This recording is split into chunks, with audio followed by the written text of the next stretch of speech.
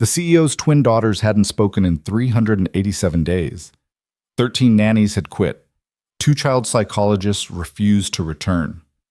In the glass-walled executive daycare on the 42nd floor, 5-year-old Maya and Arya sat motionless against the cream-colored wall, their identical faces blank as porcelain masks. Security footage showed the same scene, hour after hour. 2 small bodies, unnaturally still, while other children screamed and played around them.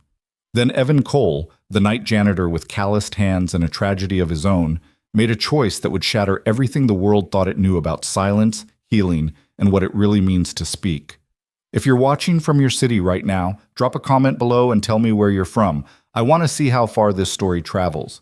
And if it moves you, hit that like button. Now let me tell you how a man who cleaned floors taught a billion-dollar empire what words could never say.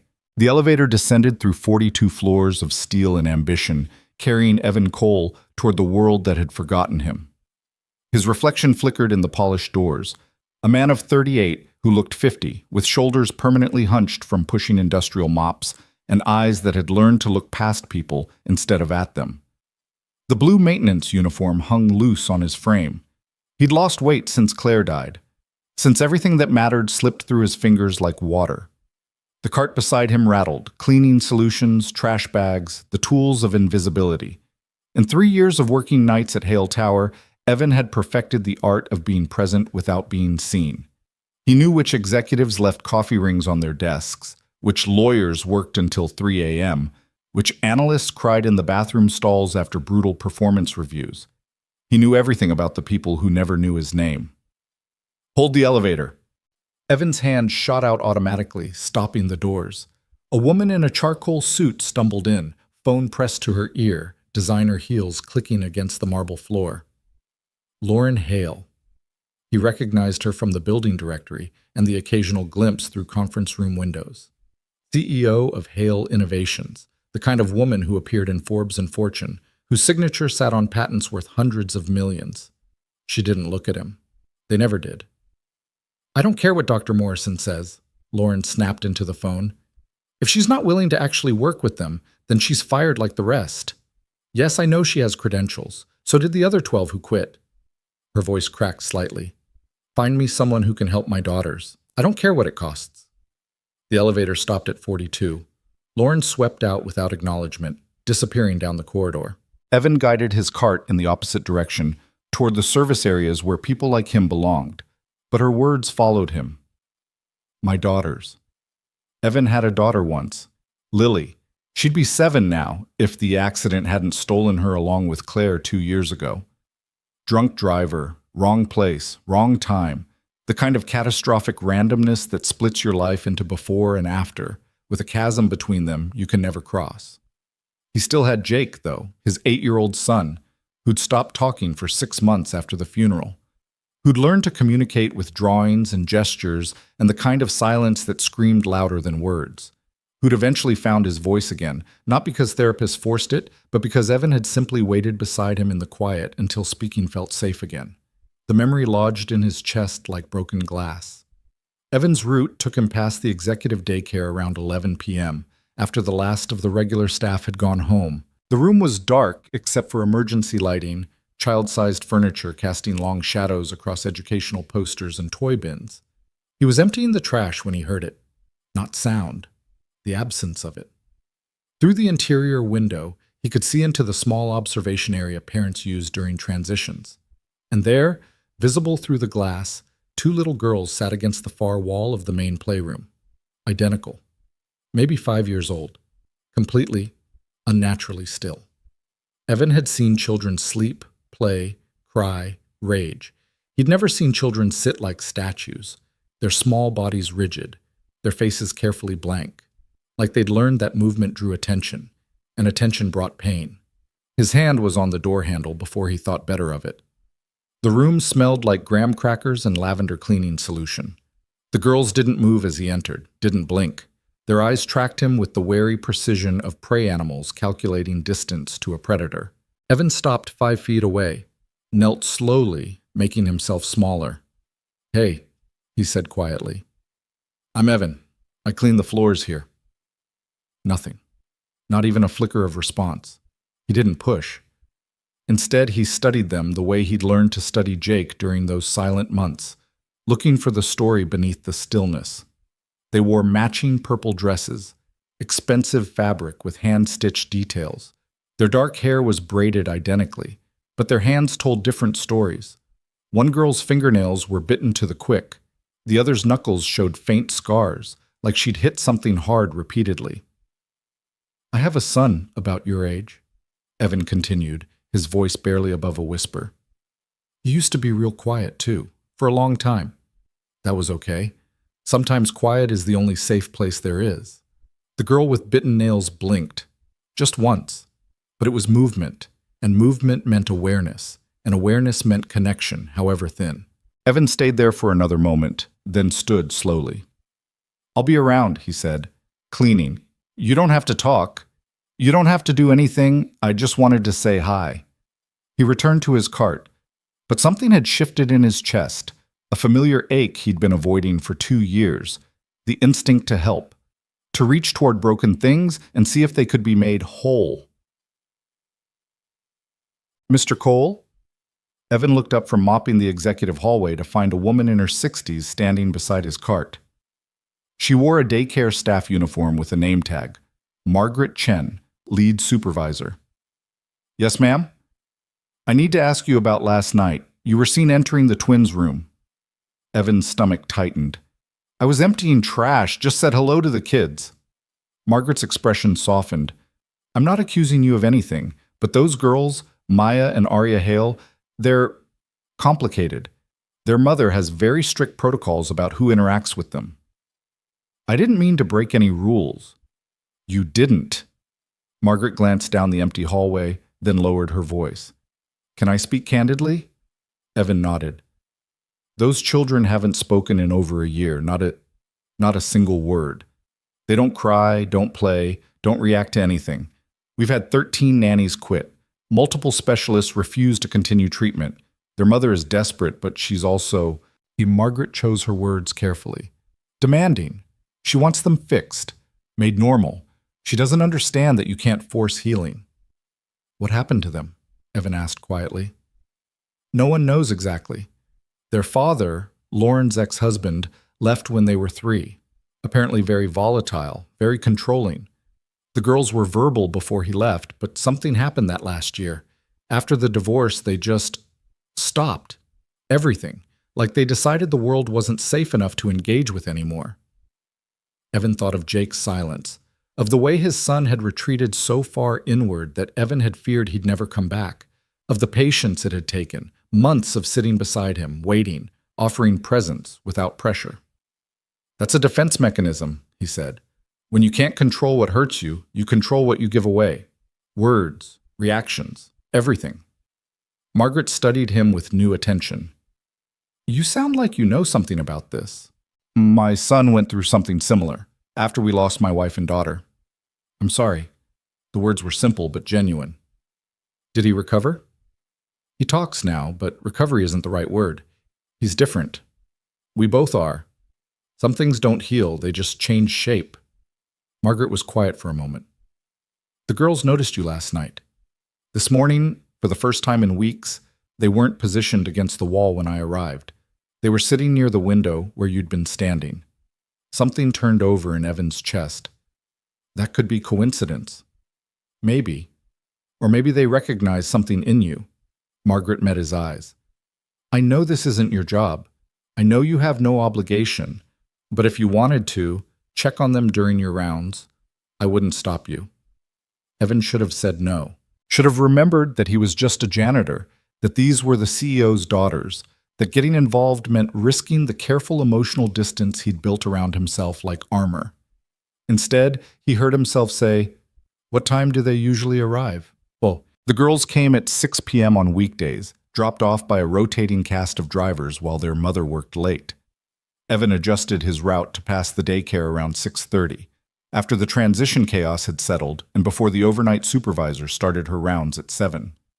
He didn't go inside that first week, just cleaned the hallway outside, visible through the windows. The girls watched him. He could feel their attention like weight, those dark eyes tracking every movement as he mopped and emptied bins and wiped down water fountains. On the 8th day, Evan brought something from home. A small wooden fish he'd carved during Jake's silent months, one of dozens he'd made while sitting beside his son, his hands needing something to do while his heart learned to wait. He set it on the window ledge outside the daycare. Didn't go in. Didn't explain. Just left it there and continued his work. The next night, the fish was gone. In its place, someone had carefully arranged 2 graham crackers in the shape of a fish. Evan's throat tightened. He carved another piece that night, a bird this time, wings spread mid-flight. Left it on the same ledge. 3 nights, 3 carvings, fish, bird, star. On the 4th night, Arya, the one with scarred knuckles, was sitting directly against the glass when he arrived. Not looking at him, but present. Waiting. Evan knelt on the hallway side of the window, set down a carved heart, no bigger than a quarter, placed his palm flat against the glass. For 30 seconds, nothing happened. Then Arya lifted her small hand and pressed it against the glass opposite his, matching his gesture with heartbreaking precision. "I see you," Evan whispered, knowing she couldn't hear him through the glass. "I see you, and you're not broken." Margaret found him during his break the following week. "Ms. Hale wants to meet you." Every survival instinct Evan possessed screamed danger. "Why?" "The girls responded to you, she noticed." "I haven't done anything." "Exactly, that's what caught her attention." Margaret's smile was sad. "Everyone else has been trying to fix them. You're just there." The meeting was scheduled for 11 p.m. in Lauren Hale's office, a corner space with floor-to-ceiling windows overlooking the city's glittering sprawl. Evan had cleaned this room 100 times, always while it was empty. Seeing it occupied felt like trespassing. Lauren sat behind a glass desk, her face illuminated by laptop light. At 11 p.m., she looked exhausted in ways expensive makeup couldn't hide. Dark circles, tight jaw. The particular tension of someone carrying more weight than their frame was built to support. "Mr. Cole, sit." It wasn't a request. Evan sat in the leather chair across from her, acutely aware of his cleaning uniform, his rough hands, the invisible barrier between their worlds. "Margaret tells me you've been leaving items for my daughters. Small carvings. Yes, ma'am. I can stop if—" "Why?" The question was sharp, demanding. Evan met her eyes and saw not anger, but desperation wearing a business suit. "They reminded me of my son," he said simply. "After I lost my wife and daughter, Jake stopped speaking for 6 months. I learned that sometimes people need permission to be quiet, to know that silence is okay. My daughters have been silent for over a year. I know. Doctors, therapists, specialists, none of them have helped. Because they're trying to make your daughters talk. I'm just trying to let them know someone sees them." Lauren's jaw worked. "And what exactly do you see, Mr. Cole?" Evan chose his words carefully. 2 little girls who decided the world wasn't safe enough to participate in, who are protecting themselves the only way they know how. They're 5 years old. They should be in kindergarten, making friends, learning to read. Instead, they sit against walls like prisoners. "They're survivors," Evan said quietly. "There's a difference." Something cracked in Lauren's expression, just for a second, a glimpse of the mother beneath the CEO. "Can you help them?" "I'm a janitor, Ms. Hale, not a therapist."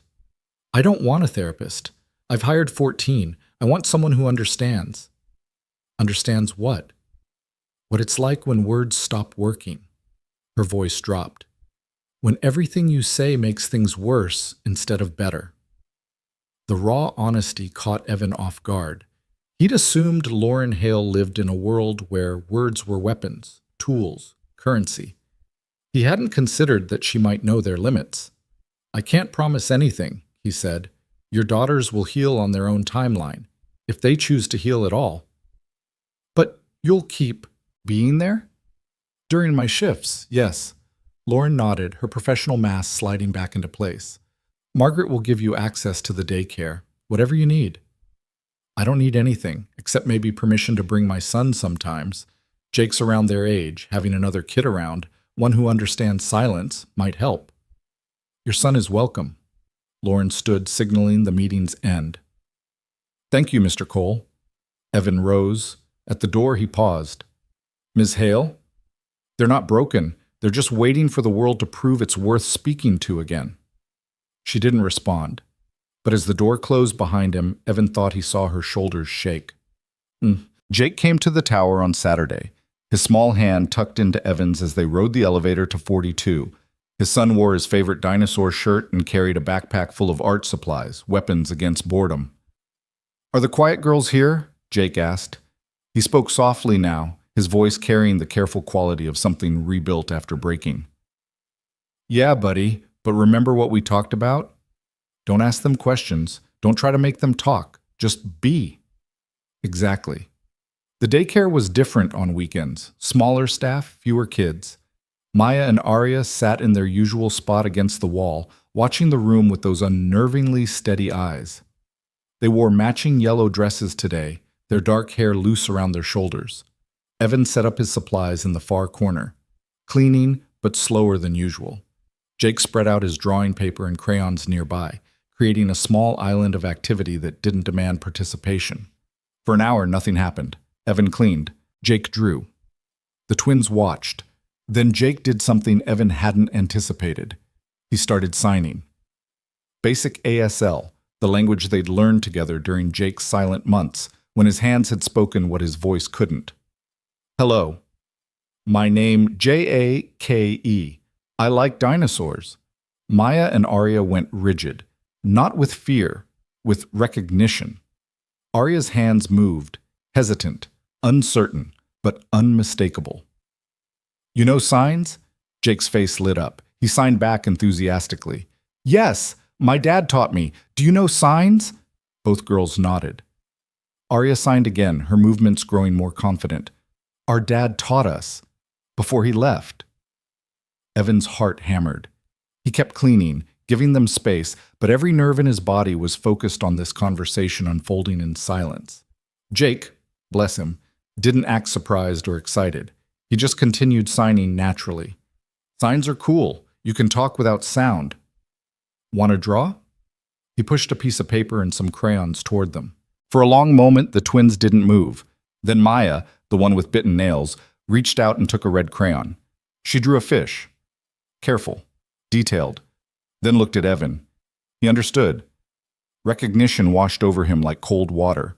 The carved fish he'd left on the ledge. They'd been trying to communicate back, to show they'd received his message. Evan knelt down, far enough away not to crowd them. Signed slowly. I made you that fish. I'm glad you liked it. Maya's eyes widened. She signed back, hands trembling. You know signs? My son taught me. After his mother and sister died, he didn't want to talk for a while. So we learned a different way. Arya signed urgently. People try to make us talk. We don't want to. You don't have to, Evan signed. Talk when you're ready. Or don't. Both are okay. The twins looked at each other, something unspoken passing between them. Then Arya signed again. No one ever said that before. Well, I'm saying it now. You're safe here. You can be quiet. You can sign. You can do whatever feels right. Maya started crying, silently, tears streaming down her cheeks while her body remained still. Arya moved closer to her sister, their shoulders touching. Jake, with the emotional intelligence of a child who'd survived trauma, simply pushed more crayons toward them. Didn't comment on the tears, just offered tools for expression without judgment. They drew for 2 hours. Fish, birds, hearts. Houses with people inside, some with mouths, some without. Stories told in color and shape, and the universal language of children trying to make sense of worlds they never chose. When Evan's shift ended, the twins had covered a dozen pages with images. As he and Jake prepared to leave, Arya reached out and tugged gently on Evan's sleeve. She signed carefully. Will you come back? Every shift, Evan signed. I promise. Can Jake come too? Evan looked at his son, who nodded eagerly. If his dad says yes. Yes, Evan signed. We'll both come back. For the first time since he'd met them, the twins smiled. Small, fragile, but real. Quote. Lauren Hale reviewed the security footage 3 times, her coffee growing cold in her hands. Her daughters. Communicating. Not with voices, she'd long since stopped expecting that miracle, but with hands, with drawings. With a janitor's 8-year-old son who seemed to understand what millions of dollars in therapy couldn't touch. They'd known sign language all along. Of course they had. Richard had taught them during the brief period when he'd pretended to be a good father, before the control and the rage and the terrifying unpredictability had driven her to divorce him and fight for sole custody. She'd assumed the girls had forgotten, or refused to use it because it reminded them of him. But watching them sign with Jake, with Evan, she realized the truth. They'd been waiting for someone who spoke their language, someone who didn't see their silence as something to fix, but as something to respect. Margaret knocked softly. The footage is remarkable. Why didn't the specialist try sign language? Several did. The girls refused to engage. They've only responded to Mr. Cole and his son. Why them? Margaret settled into the chair across from Lauren's desk. Because they're not trying to change your daughters. They're just meeting them where they are. Lauren's throat tightened. I've been trying to fix them. You've been trying to help them. No, I've been trying to make them normal so I could stop feeling like I failed them. The admission tasted like acid. Every specialist I hired, every therapy session, every intervention, it was all about making them fit into my idea of healthy instead of accepting who they are. You're their mother. You want them to be okay. I want them to be who I need them to be so I can stop feeling guilty about what Richard did, about choosing a man like that, about not protecting them better. Margaret's expression softened with understanding. Evan Cole lost his wife and daughter 2 years ago. His son stopped speaking for 6 months. He didn't try to fix Jake. He just sat with him in the silence until it was safe to speak again. That's what he's doing with Maya and Arya, offering safety without demands. Lauren watched the footage again, her daughters smiling, small and tentative, but real. She couldn't remember the last time she'd seen them smile. What do I do? She whispered. You let him help, and you learn what he already knows, that healing isn't about returning to who they were before. It's about becoming whoever they need to be next. The carvings became a routine. Every shift, Evan left a new piece on the daycare window ledge. Bird, fish, star, tree, flower, each one accompanied by a simple sign when the girls were present. For you, because you matter. The twins collected them in a small wooden box Jake had decorated with dinosaur stickers. Their treasure chest, he called it. Proof that someone in the world saw them as valuable. 3 weeks into their new routine, Arya signed something that made Evan's chest ache. Why are you nice to us? He thought about how to answer, about all the complex truths beneath a simple question. Finally, he signed, because everyone deserves kindness, especially people who've been hurt. We haven't told you we've been hurt. You don't have to tell me. I can see it. The way you sit, the way you watch doors, the way you protect each other. Those are the signs of people who learned the world isn't always safe. Maya signed urgently. Our dad yelled, all the time, at Mom, at us, if we talked too much, or talked wrong, or said things he didn't like. So you stopped talking, Evan signed gently. He left anyway, Arya signed, so being quiet didn't fix it. But we don't know how to be loud anymore. You're communicating right now. That's not nothing, but people want us to use voices. Some people want lots of things that aren't their business, Evan signed. Your voice, however it sounds, whenever it comes, belongs to you. No one else gets to decide when or how you use it. The girls processed this silently. Then Maya signed something that broke Evan's heart. Do you think we're broken? No. I think you're protecting yourselves. That's smart, not broken. Mom thinks we're broken. She tries to hide it, but we know. Evan thought about Lauren Hale's desperation, her parade of specialists, her careful control that masked helpless terror. Your mom is scared, he signed. Not because you're broken, but because she doesn't know how to help you. She's doing everything she can think of, and none of it's working. That doesn't mean you're failing. It means she hasn't found the right way yet. What's the right way, Arya signed? Letting you heal however you need to, without pressure, without timelines. Just patience. You're patient, Maya signed. I learned to be. From my son. He taught me that healing can't be rushed. Jake, who'd been drawing nearby, looked up and signed. Dad sat with me for 187 days before I talked again. He counted every day. Not because he was waiting for me to be different, but because he wanted to remember being with me exactly as I was. The number stunned Evan. He hadn't realized Jake had been counting too. That's a long time, Arya signed. It's exactly the time it took, Jake signed back. Not too long, not too short, just right. Lauren began staying later, watching through the observation window as Evan, Jake, and her daughters built a language of safety. She saw Maya laugh, silently, her small body shaking with mirth, when Jake drew an absurdly large dinosaur eating a building. She saw Arya reach out and squeeze Evan's hand when he signed something that mattered to her. She saw her children being children. One night, she knocked on the daycare door. Evan looked up, surprised. The girls tensed immediately. Lauren entered slowly, signing as she spoke. Hi, Maya. Hi, Arya. I know it's late. I just wanted to see you before you went home. The girls stared, their mother, signing, speaking their language. When did you learn? Maya signed, her movements sharp with suspicion. This week. I should have learned years ago. I'm sorry I didn't. Arya's hands moved carefully. Why now? Because Mr. Cole showed me something I'd forgotten.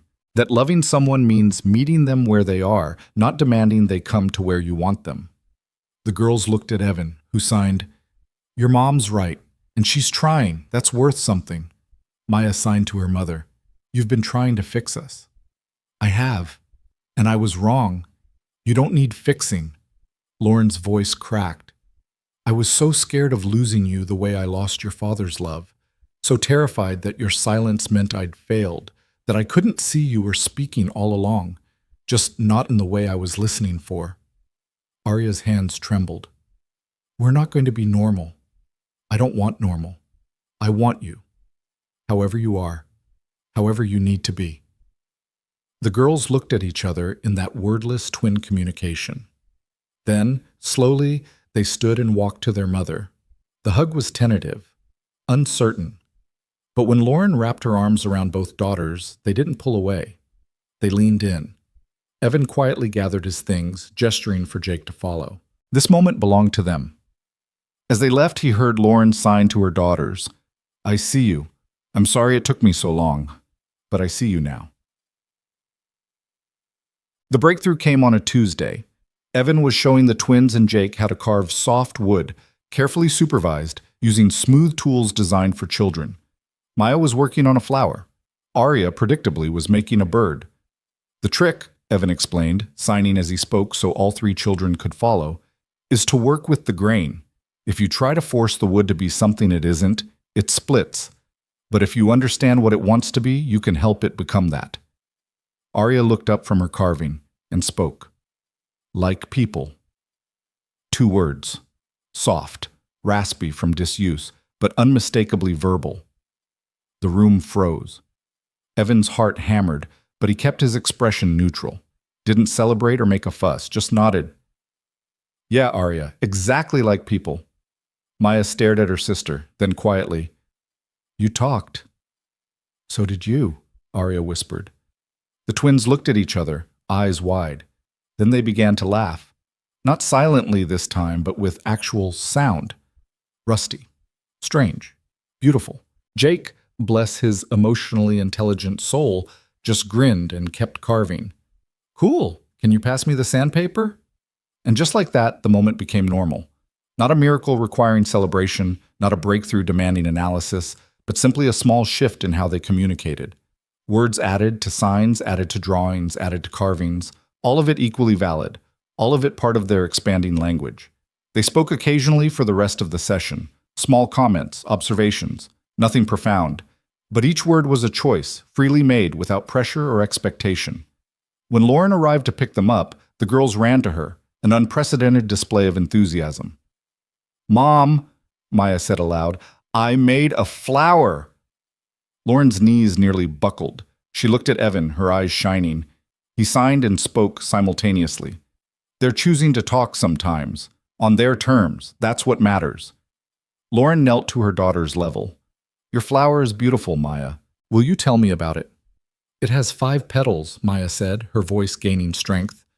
Like our family, you, me, Arya, Evan, and Jake. The casual inclusion of Evan and Jake in their family structure should have been awkward. Instead, it felt like truth. Lauren met Evan's eyes over her daughter's heads. He saw everything there: gratitude, exhaustion, hope, and something else. Something that made his pulse quicken in ways he'd thought died with Claire. Thank you, she mouthed. He nodded, and in that moment, both of them understood that something profound had shifted, not just in the twins, but between them. 2 broken people, 2 fractured families, beginning to recognize that perhaps healing didn't mean restoring what was lost, but building something entirely new from the pieces that remained. The days that followed became a delicate dance of progress and patience. Maya and Arya's voices emerged like spring after a long winter, unpredictable, tentative, but unmistakably alive. Some days they spoke freely, their words tumbling over each other in bursts of enthusiasm. Other days they retreated into signing, into silence, into the protective shell they'd built during their father's reign of conditional love. Evan never pushed. He simply adjusted, following their lead with the same quiet attentiveness that had earned their trust in the first place. Lauren started arriving earlier to the daycare, her executive schedule mysteriously flexible in ways it had never been before. She'd slip in during the evening hours, settling into the corner where she could watch without intruding. Sometimes she worked on her laptop, but more often, Evan noticed, she simply observed. Learning. Witnessing. Seeing her daughters the way he saw them. Not as problems to solve, but as people becoming. You don't have to hide in the corner, you know, Evan said one evening, finding her there after the twins had migrated to the art station with Jake. They like having you around. Lauren looked up from her laptop, exhaustion etched in the fine lines around her eyes. I'm not sure I know how to be around them without trying to manage everything. Start by just being. That's harder than it sounds for someone who's built a career on control. Evan sat down on one of the tiny chairs, his knees nearly touching his chest in the comical way tall adults always looked in children's furniture. My wife used to say I was terrified of stillness. Always had to be doing something, fixing something, moving forward. After she died, I didn't have a choice. Stillness was all that was left. What did you learn? That sometimes the most important thing you can do is nothing at all. Just witness. Just be present while someone else figures out who they need to become. Lauren closed her laptop, giving him her full attention in the way that made him acutely aware of the disparity between them. She was polished, powerful, a woman who commanded boardrooms and negotiated million-dollar contracts. He was a janitor with calloused hands and a GED. Their worlds shouldn't intersect. Yet, here they were. My ex-husband was like you described yourself, Lauren said quietly. Always moving, always controlling, always demanding everything happen on his timeline. The twins learned early that their wants, their needs, their natural rhythms didn't matter. Only his mattered. That why he left? I made him leave. Filed for divorce, got a restraining order, fought for sole custody.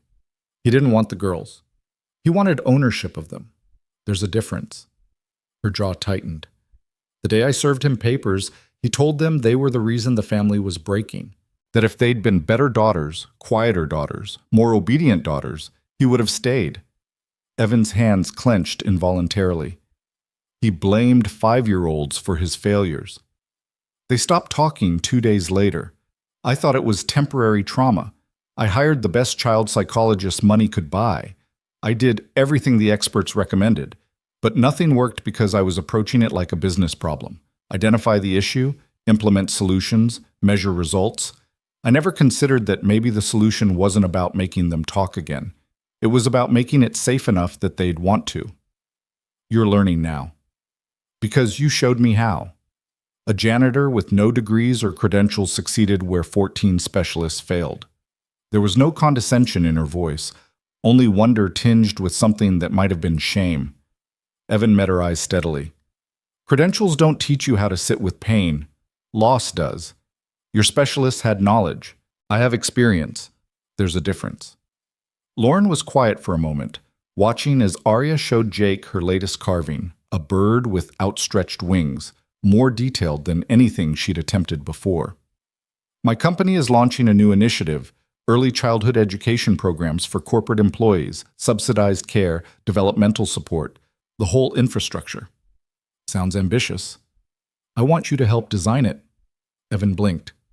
I clean floors, Ms. Hale. Lauren, and you do far more than that. You understand what these children need in ways my entire development team doesn't.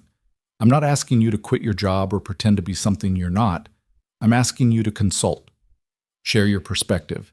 Help us build something that actually serves kids instead of just warehousing them while their parents work. I'm not qualified. You healed my daughters in 6 weeks. That's the only qualification I need. The weight of her expectations settled over him like a physical thing. Evan wanted to refuse, to retreat into the safe boundaries of his invisible life. But he thought about all the silent children in the world, the ones sitting against walls waiting for someone to see them, the ones whose pain went unrecognized because it didn't manifest in convenient, diagnosable ways. I'd need Jake involved, he said slowly. His perspective matters. Kids understand kids in ways adults forget. Agreed. And the twins, if they're comfortable. They should have input on what helps them and what doesn't. Of course. And I'm not wearing a suit or sitting in boardrooms. I say what I think, how I think it. No corporate translation. A smile ghosted across Lauren's face, the first genuine one he'd seen from her. I wouldn't want it any other way. Across the room, Maya called out, "Evan, come see what I made!" He stood, knees protesting the tiny chair, and Lauren rose with him. For just a moment, they stood close enough that he could smell her perfume, something subtle and expensive that reminded him of how far apart their lives really were. "Thank you," she said quietly, "for seeing them, for seeing me. You're not hard to see, Lauren." Something shifted in her expression, surprise, maybe, or the beginning of recognition. But before either of them could name it, the twins descended with their latest creations, and the moment dissolved into the beautiful chaos of children demanding attention. Later, as Evan guided his cleaning cart toward the service elevator, he couldn't shake the feeling that something fundamental had changed, not just in the twins, but in the careful architecture of his own defenses. He'd spent 2 years building walls around his heart, convinced that loving again meant betraying Claire's memory. But standing in that daycare, watching Lauren laugh at something Arya signed, seeing the way she'd shed her CEO armor to become simply mom, he'd felt those walls crack. It terrified him. The elevator doors opened, and Evan pushed his cart inside. Alone with his thoughts and the ghost of possibilities he wasn't sure he was ready to consider. The consulting work started small. Lauren arranged for Evan to observe other corporate daycare facilities, taking notes on what worked and what missed the mark. Jake came along on weekend visits, his 8-year-old insight proving more valuable than any focus group. He noticed things adults overlooked, the way fluorescent lighting made rooms feel institutional, how play areas were designed for visual supervision rather than actual play, the absence of quiet spaces where overwhelmed children could decompress. "This place feels like a hospital," Jake observed during a visit to a gleaming facility in the financial district. "Clean and safe, but not like somewhere you'd want to be." The director, a severe woman in her 50s, stiffened. "We maintain the highest standards of hygiene and safety." "But do kids want to come here?" Jake asked with the brutal honesty of childhood. "Or do they just have to?" Evan watched the director's face cycle through offense, consideration, and reluctant acknowledgement. His son had articulated what corporate surveys never captured, the difference between compliance and enthusiasm, between adequate and nurturing. "What would make it better?" the director asked, her tone slightly defensive.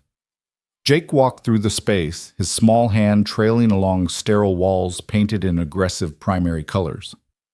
"More soft things. Places to hide that aren't actually hiding.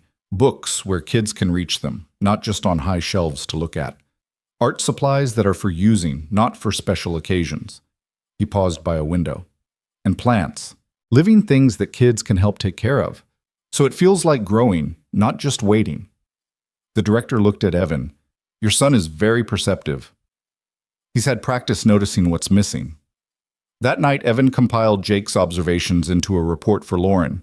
He'd never written anything formal before, never translated thoughts into the kind of structured document executives expected. His sentences were simple, direct, probably grammatically questionable, but they were honest. Lauren called him at midnight. "I just read your report. If it's not what you needed, it's exactly what I needed. Evan, this is brilliant. You've identified gaps in our approach that 18 months of design consultation missed." Jake identified them. I just wrote them down. You both identified them. The part about emotional safety versus physical safety. That distinction is going to reshape our entire design philosophy. He heard papers rustling. "Can you come to a meeting Thursday morning, 10 a.m.? I want you to present these findings to the development team." Evan's stomach dropped. "Lauren, I work nights, I sleep during the day, and I'm not a presenter. I'll adjust the meeting time, 6 p.m., after your sleep schedule. And you don't have to present formally.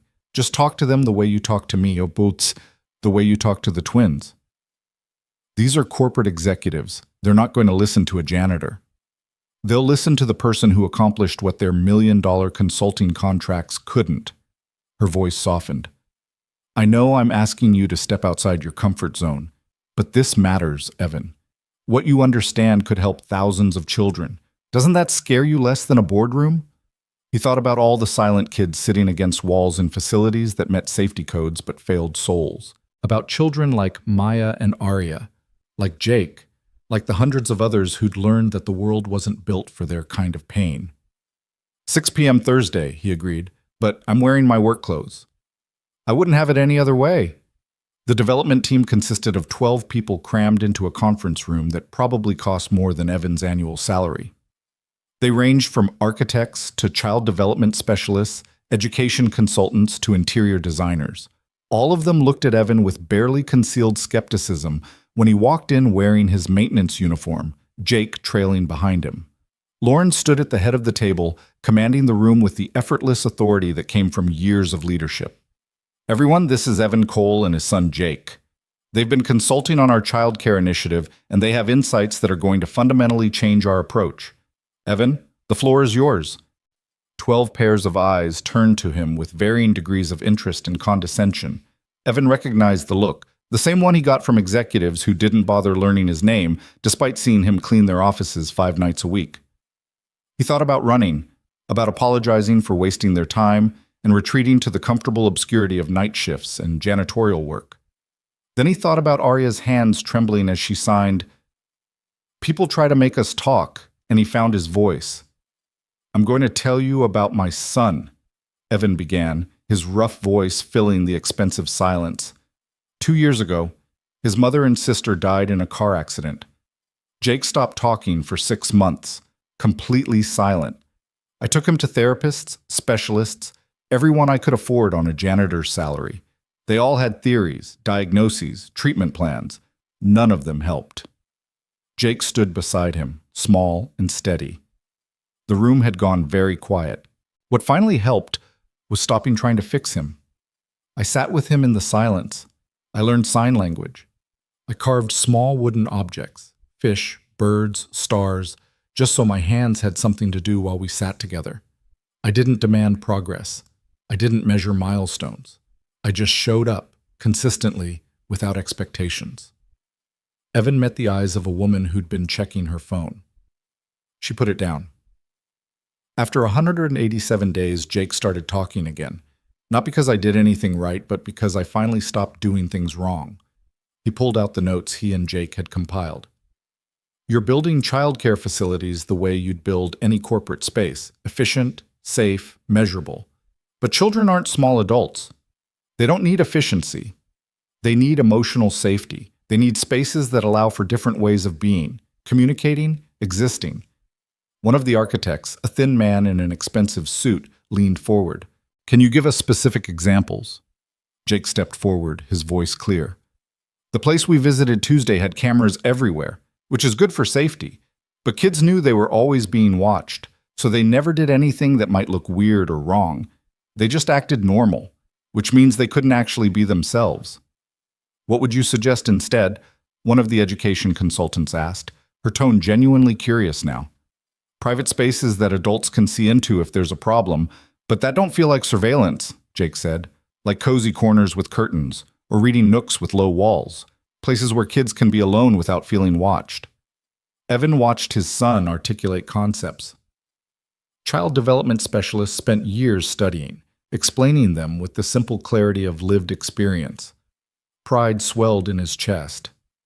Another thing, Evan added, your facilities are designed for neurotypical children operating at developmental norms. But what about kids who aren't typical, who process differently, who can't handle noise or crowds or certain textures or bright lights? We have accommodations for special needs, one of the specialists began. I'm not talking about diagnosed special needs, Evan interrupted gently. I'm talking about the kids who don't have diagnoses but still struggle, the ones having bad days, the ones processing trauma or stress or family problems. Your facilities have no accommodation for temporary struggles. It's perform normally or stand out as a problem. The room absorbed this in uncomfortable silence. Lauren spoke from her position at the table's head. Evan's daughters, she corrected herself, a flush touching her cheeks. The twin girls he's been working with went nonverbal for over a year. Not due to any diagnosable condition, but as a trauma response. Current childcare facilities would have flagged them as problems requiring intervention. Evan's approach was to accept their silence as valid communication and provide alternative means of expression. Sign language, art supplies, wooden carvings, Jake added helpfully. He gave them ways to talk without voices. One of the designers, a young woman with purple hair, started taking furious notes. This is fascinating. So we're talking about building in flexibility at the design level. Multiple modes of engagement, varied sensory environments, options rather than prescriptions. Exactly, Evan said, feeling the room's energy shift from skepticism to engagement. Look, I don't know architecture or design theory, but I know what it feels like to watch your kid suffer because the world is built for a version of normal he can't achieve. And I know what difference it makes when someone finally says, "You're okay exactly as you are." The meeting ran 2 hours. By the end, the development team had completely restructured their approach, moving from standardized design to adaptive environments. They scheduled follow-up sessions with Evan and Jake, requested observational visits to the daycare where the twins had healed, asked questions that assumed expertise Evan didn't think he possessed. As the room cleared, the architect who'd been skeptical approached Evan. "I owe you an apology. When you walked in, I thought this was some publicity stunt. CEO brings in the help to look progressive. But you just taught me more about functional design than 6 months of consulting. I just told you what I've seen. Sometimes that's the most valuable expertise there is." The man extended his hand. "Thank you for sharing your experience, and your son's. It matters." After everyone left, Lauren remained, gathering papers with studied casualness. "That was remarkable. Your team seems smart. They'll actually implement changes. Because you gave them a framework that makes sense. Evan, I want to formalize this arrangement. Pay you consulting fees, real compensation for real expertise." "I'm not comfortable taking money for this." "Why not? You're providing value that's literally reshaping a multi-million-dollar initiative. Because it feels like profiting from Jake's pain, from what the twins went through." Lauren set down her papers, her expression shifting from executive to something softer. "It's not profiting from pain. It's ensuring that pain creates meaning, that what you all survived helps other children avoid similar suffering. There's honor in that, not exploitation." Evan wanted to argue, but the logic was sound. And truthfully, the extra income would mean he could cut back his hours, spend more time with Jake, maybe even afford better health care, or save for his son's future. "Half," he said finally. "Half goes into a fund for families who can't afford childcare. Anonymous. No publicity." "Done." Lauren smiled. "You're a good man, Evan Cole. I'm just a man who's seen what happens when the world forgets to be gentle. That's what makes you good." Their eyes held for a moment too long, the air between them charged with unspoken recognition. Evan saw in Lauren's face the same exhaustion he carried, the same weight of responsibility and grief and determination to protect what remained. She wasn't just a CEO, she was a mother fighting to undo damage she hadn't caused but felt responsible for. She was human in all the complicated, broken ways that mattered. Mom, Arya's voice echoed from the hallway. We made you something. The twins burst into the conference room, Jake following more sedately. They each held a carving, crude but earnest attempts at wooden flowers. We've been practicing with Evan, Maya explained, her voice gaining confidence. These are for you, because you're learning to be patient like him. Lauren accepted these carvings with hands that trembled slightly. They're beautiful, thank you, sweetheart. Evan says patience is a practice, not a personality, Arya added, so you can learn it even if you're not naturally good at it. Lauren's eyes found Evan's over her daughter's heads, shining with emotion she didn't bother to hide. Evan's very wise. He's also very good at cleaning, Jake said pragmatically, which is useful because we made a mess in the daycare with wood shavings. The adults laughed, the tension breaking. As they migrated back toward the daycare to address the mess, Evan felt something shift in his chest. Not the sharp pain of grief he'd carried for 2 years, but something warmer. Something that felt dangerously like hope. The twins had started calling Lauren Mom consistently now, the word no longer fraught with complicated history. They initiated hugs, asked for her attention, shared their days with enthusiasm rather than obligation. And Lauren had softened in ways that seemed to surprise her, trading some of her rigid control for flexible presence. Watching them together, Evan saw a family knitting itself back together. Not returning to what it was before, but becoming something new, something that incorporated the damage without being defined by it. He wondered if that kind of rebuilding was possible for him too, if he could allow new people into the spaces Claire and Lily had left behind without feeling like he was erasing their memory. Dad? Jake tugged his sleeve. Lauren invited us for dinner this weekend, at their house. Can we go?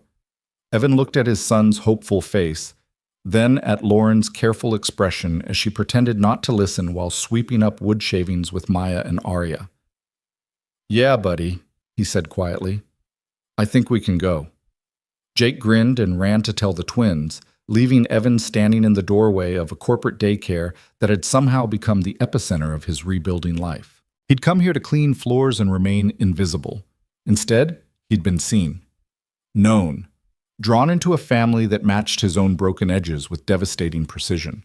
It should have terrified him, and maybe it did.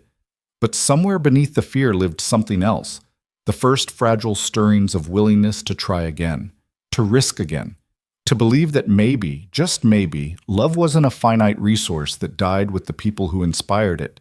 Maybe love was like the wooden carvings he made, rough and imperfect, but shaped by patient hands into something worth keeping. Lauren's house wasn't what Evan expected.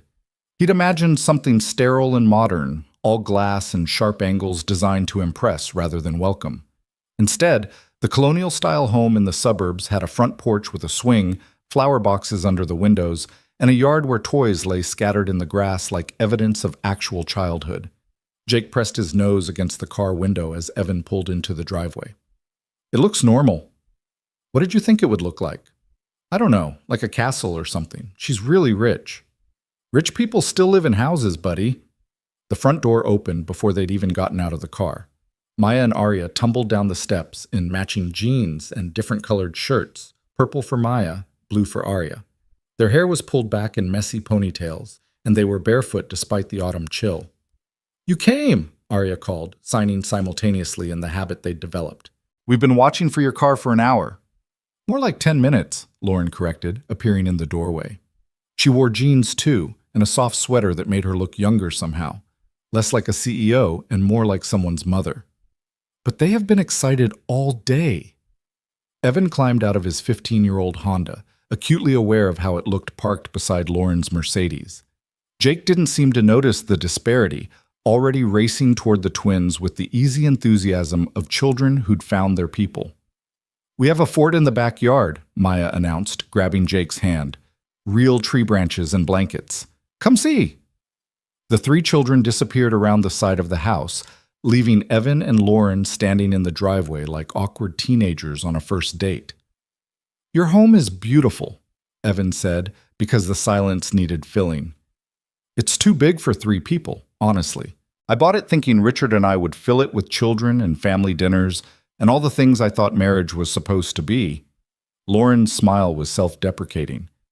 Turns out you can't fix a broken relationship with square footage. But you stayed. The twins love it here. After everything that happened with their father, I didn't want to uproot them again. They'd already lost enough. She gestured toward the door. Come in. I promise it's not as intimidating as corporate headquarters. The interior matched the exterior's warmth. Lived-in furniture, children's artwork taped to the refrigerator, a dining table with mismatched chairs that suggested function over design. Family photos covered one wall, documenting the twins' growth from infants to the wary 5-year-olds Evan had first met. Richard appeared in the early photos, a tall man with an easy smile that didn't quite reach his eyes. I keep meaning to take those down, Lauren said, following his gaze. But the girls should have access to their history, even the parts that hurt. That's wise. Or cowardly. I can't decide which. She moved into the kitchen where something simmered on the stove. I hope lasagna is okay. The twins said Jake likes Italian food. He likes anything that isn't scrambled eggs. That's my go-to meal. Lauren laughed, the sound genuine and unguarded. Mine is ordering takeout. I can negotiate billion-dollar contracts, but I burn toast. Tonight is literally the first time I've attempted lasagna. Need help? From someone whose specialty is scrambled eggs? I can follow directions. Claire used to say I was excellent at not improvising in the kitchen. The mention of his late wife slipped out naturally, without the sharp pain that usually accompanied her name. Lauren's expression softened with understanding rather than pity. Tell me about her, she said, handing him a wooden spoon. If you want to. You can stir that sauce while I attempt to layer cheese properly. Evan stirred, watching red sauce swirl around the pot, and found himself talking. Claire was a teacher, 3rd grade.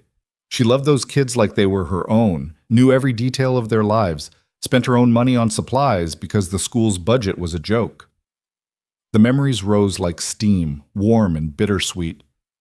She made everything into an adventure. Grocery shopping became a math lesson. Walks turned into nature scavenger hunts. She saw magic in ordinary things. She sounds wonderful. She was, and exhausting. I'm naturally quiet, reserved. She was energy and enthusiasm and endless optimism. We balanced each other. He paused, the spoon slowing. Lily was just like her, all light and noise and joy. When they died, it was like someone turned off the sun.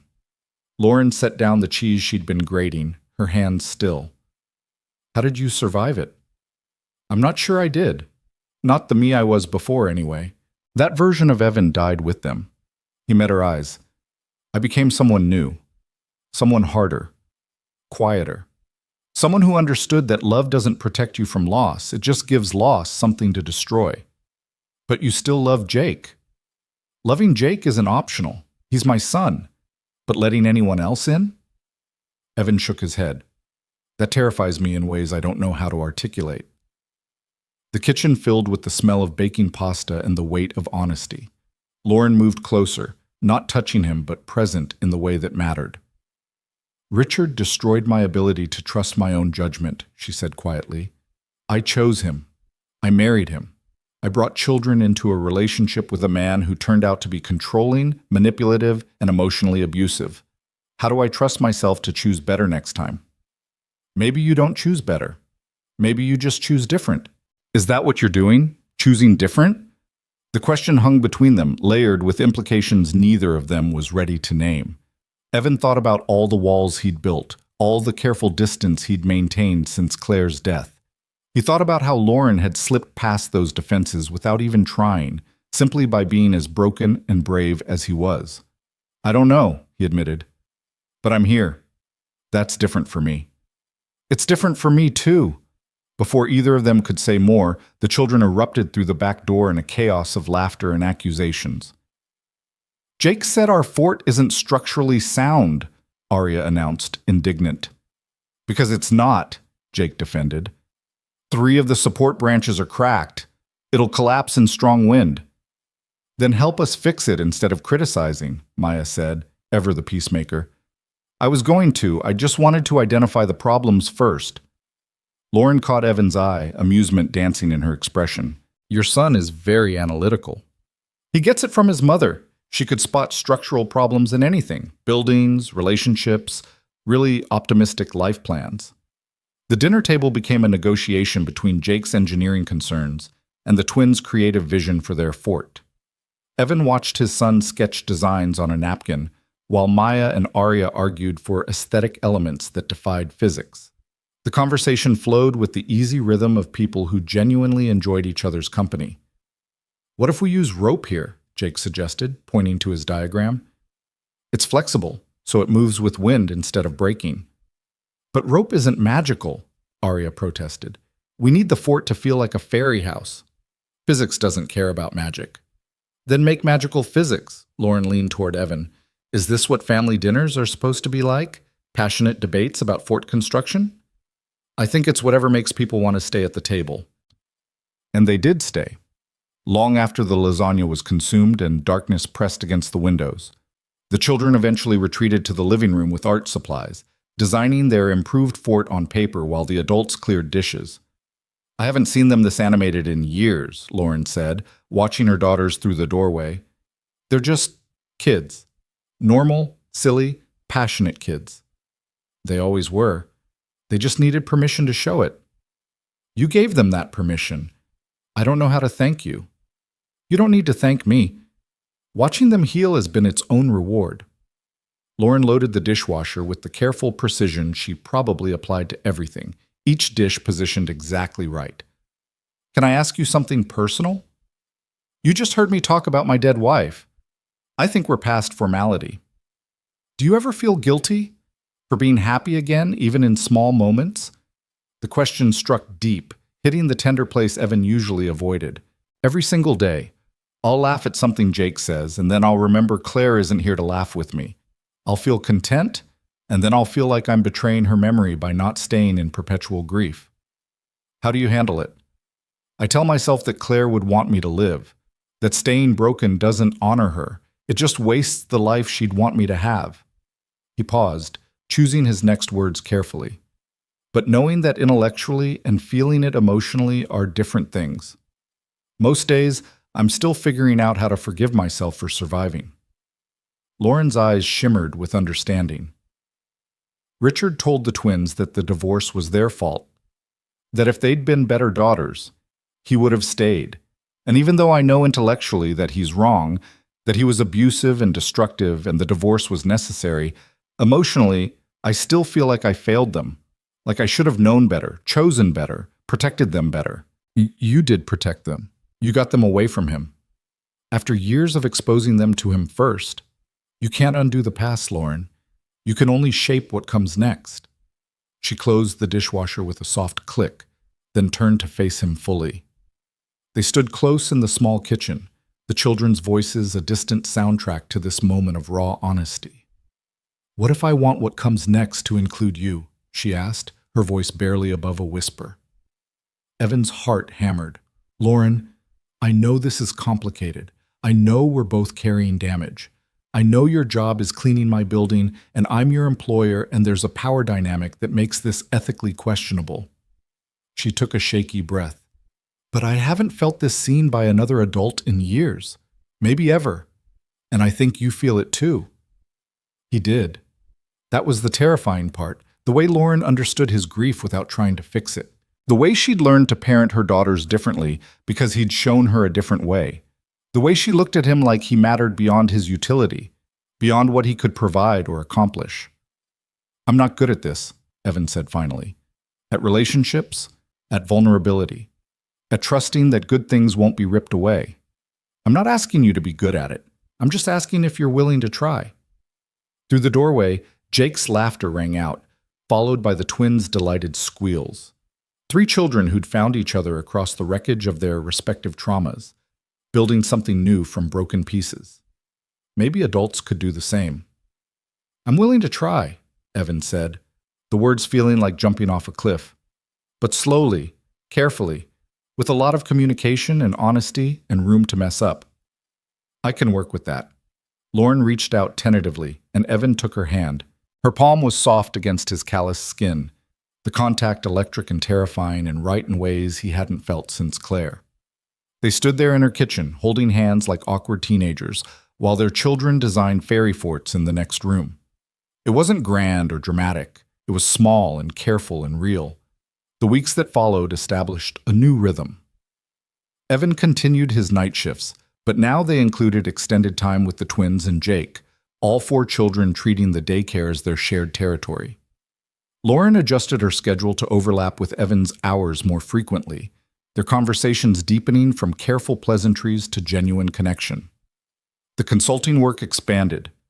Evan found himself in meetings with architects and designers, his rough insights shaping facilities that would serve thousands of children. Jake attended many of these sessions, his childlike honesty cutting through corporate doublespeak with refreshing precision. "This color scheme is trying too hard," Jake announced during one design review, pointing at a proposed wall treatment in aggressive primary colors. "It's like you're shouting at kids that this is a fun space instead of just making it actually fun." The designers, initially offended, eventually agreed. The color palette shifted to softer, more natural tones that didn't demand constant stimulation. Maya and Arya became consultants too, though unofficially. Their perspectives on what made spaces feel safe versus scary reshaped how the team thought about design. They explained that too many windows felt exposed, that open layouts with no small spaces made them anxious, that materials mattered more than adults realized. "This carpet feels wrong," Arya said during one facility visit, signing as she spoke. "It's scratchy. Kids with sensory issues will hate it." "How do you know about sensory issues?" one of the designers asked. "Because we have them," Maya said matter-of-factly. "Certain sounds make us want to scream. Certain textures feel like they're hurting us. Most adults don't notice because we've learned to hide it." The team took notes furiously, their understanding of childhood expanding beyond textbook definitions to include lived complexity. Lauren watched these interactions with visible pride, her daughters becoming advocates rather than victims. One evening, after a particularly productive session, she pulled Evan aside. "They're becoming themselves," she said, wonder in her voice. "Not who Richard demanded they be, not who I hoped they'd be.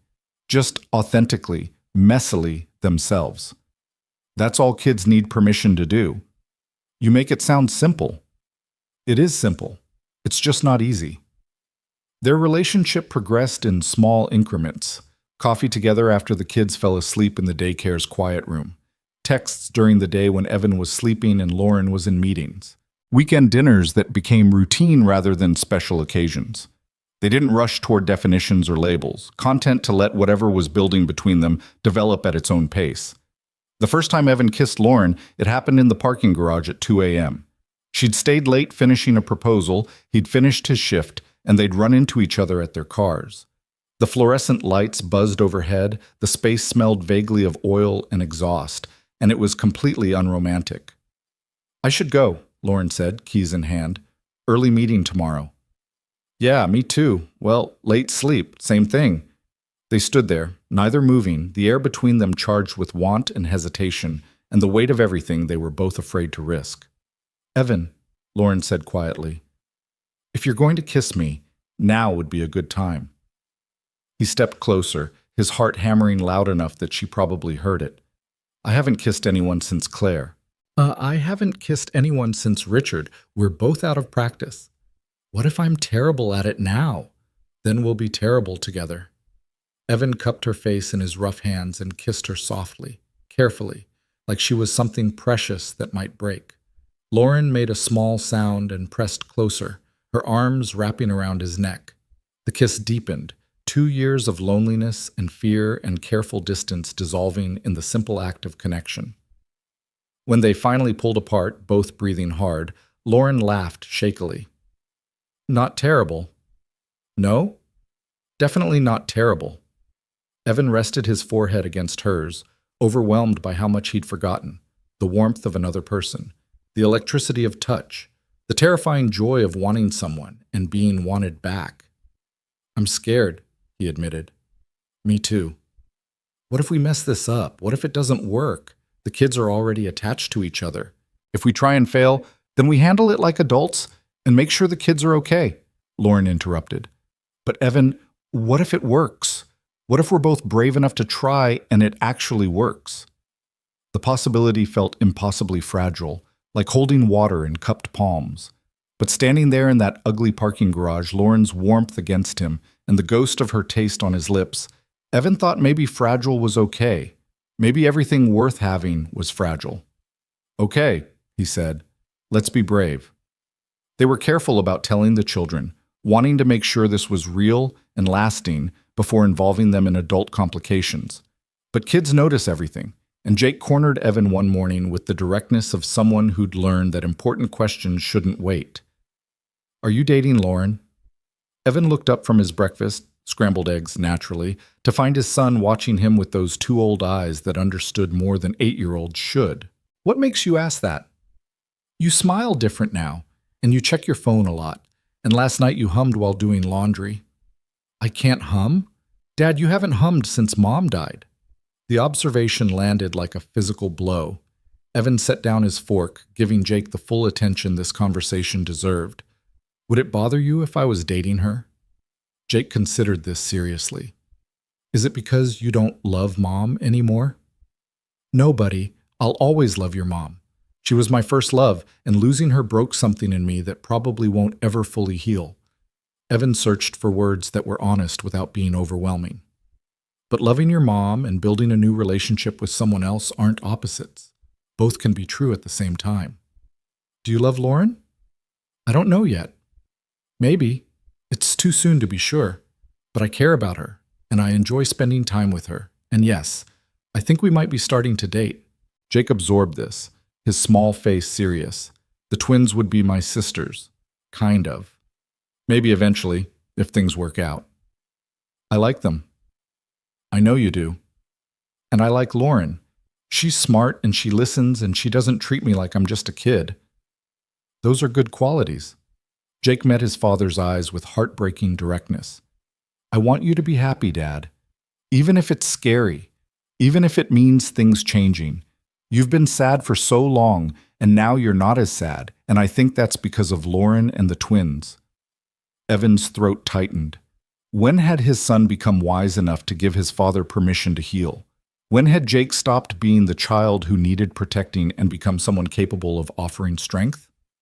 Come here, Evan said roughly, and Jake climbed into his lap despite being too big for it, wrapping his arms around his father's neck. They sat there in the kitchen while eggs grew cold, holding each other the way they'd held each other through 2 years of grief. I love you so much, Evan whispered. You know that, right? I know, Dad. I love you too. Your mom would be proud of the person you're becoming. She'd be proud of you too, for being brave enough to try again. The conversation with the twins happened more organically during one of their weekend fort-building sessions in Lauren's backyard. Jake had apparently filled them in on the adult situation because Maya brought it up with her characteristic directness while measuring rope for their structural improvements. Jake says you and our mom are boyfriend and girlfriend now. Evan, who'd been helping Arya secure a crossbeam, nearly fell off the ladder. He said, what? That you're dating, Arya clarified, signing simultaneously. Is that true? Lauren emerged from the house with lemonade, freezing when she heard the question. Her eyes met Evan's across the yard, both of them caught completely off guard. We're adults having a conversation about this inside, Lauren began, her CEO voice activating. We're not babies, Maya interrupted. We know what dating is. We just want to know if it's true. The 4 adults, because really, these children had earned the right to be part of difficult conversations, gathered in the half-finished fort. It smelled like fresh wood and autumn leaves, the imperfect space somehow more appropriate for honesty than any formal setting. Yes, Evan said simply. We're dating. We care about each other, and we're seeing if a relationship between us makes sense. Does that mean you'll get married? Arya asked. Maybe someday. Or maybe not. We're taking it slow and figuring things out as we go. Will you live together? Maya's questions came rapid fire, her analytical mind seeking concrete details. Not right now, maybe eventually. Would Jake be our brother? If things work out, you'd all be siblings in some form. But those are big changes that are far in the future. The twins looked at each other in that wordless twin communication. Then Arya signed something to Maya, who nodded agreement. We talked about this already, Maya announced, after Jake told us. We decided we liked the idea. You did? Lauren asked, surprise evident. Jake's our friend. Evan helped us when no one else could. You're happier now, Mom. We notice. Arya's hands moved as she spoke. And we're tired of being just 3 people in a too big house. More people sounds nice. The casual acceptance, the pragmatic assessment, the childlike hope. It all combined to create a moment so perfectly imperfect that Evan felt his remaining defenses crumble. What if it doesn't work out, he asked, voicing the fear that kept him awake at night. What if we try and fail? You guys would lose each other. Or you try and succeed, Jake countered with 8-year-old wisdom, and we gain each other. The children returned to their fort construction, considering the matter settled. The adults sat in stunned silence, processing how completely their careful plans had been overridden by childlike faith. Well, Lauren said finally, I guess we have their blessing. More like their expectation, Evan replied. No pressure, though. They laughed, the sound slightly hysterical, and reached for each other's hands among the wood shavings and scattered tools.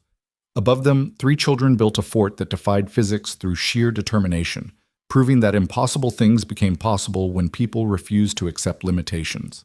The impossible fort stood completed 3 weeks later, a testament to compromise between Jake's engineering and the twins' imagination.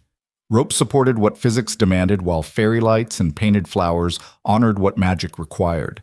It became the children's headquarters, the place where they retreated to plan adventures and share secrets and simply exist together in the way kids do when adults finally stop hovering. Evan found himself spending more time at Lauren's house than his own small apartment. Not officially living there, but present enough that his toothbrush appeared in the guest bathroom and Jake kept spare clothes in one of the twins' drawers. The transition happened gradually, organically, without formal decisions or dramatic announcements. One day he simply realized he felt more at home in Lauren's kitchen than anywhere he'd lived since Claire died. You could just move in, Lauren said one Sunday morning, watching him make breakfast for all of them. She sat at the kitchen island in pajamas, her hair messy and makeup-free, looking more beautiful than any boardroom version of herself. Instead of this half-in, half-out dance we're doing, Evan cracked eggs into a bowl, the familiar motion giving his hands something to do while his mind processed. That feels fast. We've been dating for 4 months. The kids are already treating us like a family unit. 4 months isn't very long. It's long enough to know what I want. Lauren's voice was gentle but firm. I want you here. Officially. Completely. I want to stop pretending you're going home when everyone knows you're staying anyway. What about Jake's school? My lease isn't up for 6 more months. My job... These are logistics, Evan, solvable problems. She stood, moving around the island to face him. You're deflecting. What's the real hesitation? He set down the whisk, meeting her eyes. If I move in, this becomes real, permanent. A choice I'm actively making instead of something that's just happening to me. And that terrifies you. Yes. Because if you choose it, you can lose it, and you've lost enough. Evan's chest tightened. When things just happen, when circumstances push you into situations, there's no one to blame when it falls apart. But if I choose this, if I deliberately build a life with you and it doesn't work, that's on me. My failure, my judgment, my inability to pick right or try hard enough or be enough. Lauren cupped his face in her hands, her touch grounding. Or if you choose this and it works, it's your success, your judgment, your bravery. Why are you only considering the failure scenario? Because hope is more dangerous than despair. Despair is familiar. I know how to survive it. And hope? Hope means believing good things might last, that I might get to keep something precious without it being destroyed. I don't know if I'm strong enough for that kind of faith. The kitchen filled with the smell of butter, heating in a pan, and the weight of vulnerability.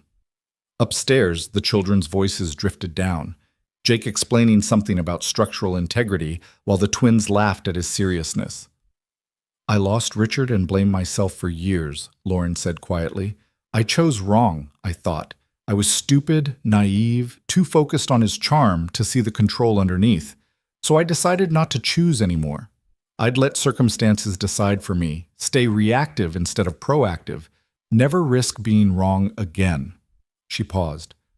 But that's not living, Evan. That's just existing. And I'm tired of existing when I could be living. What if I'm not worth the risk? What if you're exactly worth it? Evan thought about Claire, about the easy certainty he'd felt when he married her. No doubts, no hesitation, just the simple knowledge that she was his person. This felt different, more complicated, more scared, more aware of everything that could go wrong. But different didn't mean less. It meant changed by experience, informed by loss, tempered by the understanding that love was always a gamble and the only real failure was refusing to bet. "Okay," he said, the word feeling like stepping off solid ground into open air. "Let's do it. Let's make this official." Lauren's smile broke like sunrise. "Yeah?" "Yeah, Jake and I will move in. We'll figure out schools and logistics and all the complicated details. We'll build a life together and hope like hell it works." She kissed him then, pouring all her relief and joy and tentative hope into the contact. Evan kissed her back, letting himself feel it fully. The wanting, the terrifying possibility of happiness, the choice to risk his heart again. The eggs burned. Neither of them cared. Jake took the news with his characteristic calm, nodding like Evan had just confirmed something he'd already known. "Can I paint my room?" "You want to paint it?" "The walls are beige. That's like the saddest color. I want blue, ocean blue." "We'll have to ask Lauren." "Already asked," Jake interrupted. "She said yes, but you had to approve because you're the co-parent now." The term landed with unexpected weight. Co-parent, partner. Someone who shared authority and responsibility and the daily work of raising children. Evan had been a solo parent for 2 years, making every decision alone, carrying every burden himself. The idea of sharing that load felt foreign and desperately needed in equal measure. "Ocean blue sounds perfect," Evan said, his voice rough. The twins reacted with more visible enthusiasm, immediately drafting plans for how to rearrange bedrooms to accommodate Jake's permanent presence. They debated whether he should have his own room or if they should create a shared space that all 3 kids could use. Arya advocated for privacy while Maya pushed for communal living, and Jake mediated with the patience of someone accustomed to navigating emotional complexity. "What if I have my own room for sleeping, but we make the basement into a shared hangout space?" he suggested. "Then everyone gets privacy and together time." The twins agreed this was brilliant, and within hours they'd sketched elaborate plans for the basement transformation. Lauren watched them work with barely concealed emotion. "I spent 2 years trying to make them happy," she told Evan that night, after the children had finally gone to bed. "Therapy, activities, expensive toys, every parenting strategy the books recommended. Nothing worked. Then you showed up, and within months they're making plans and negotiating compromises and acting like regular kids. They were always regular kids. They just needed adults who could see past their trauma."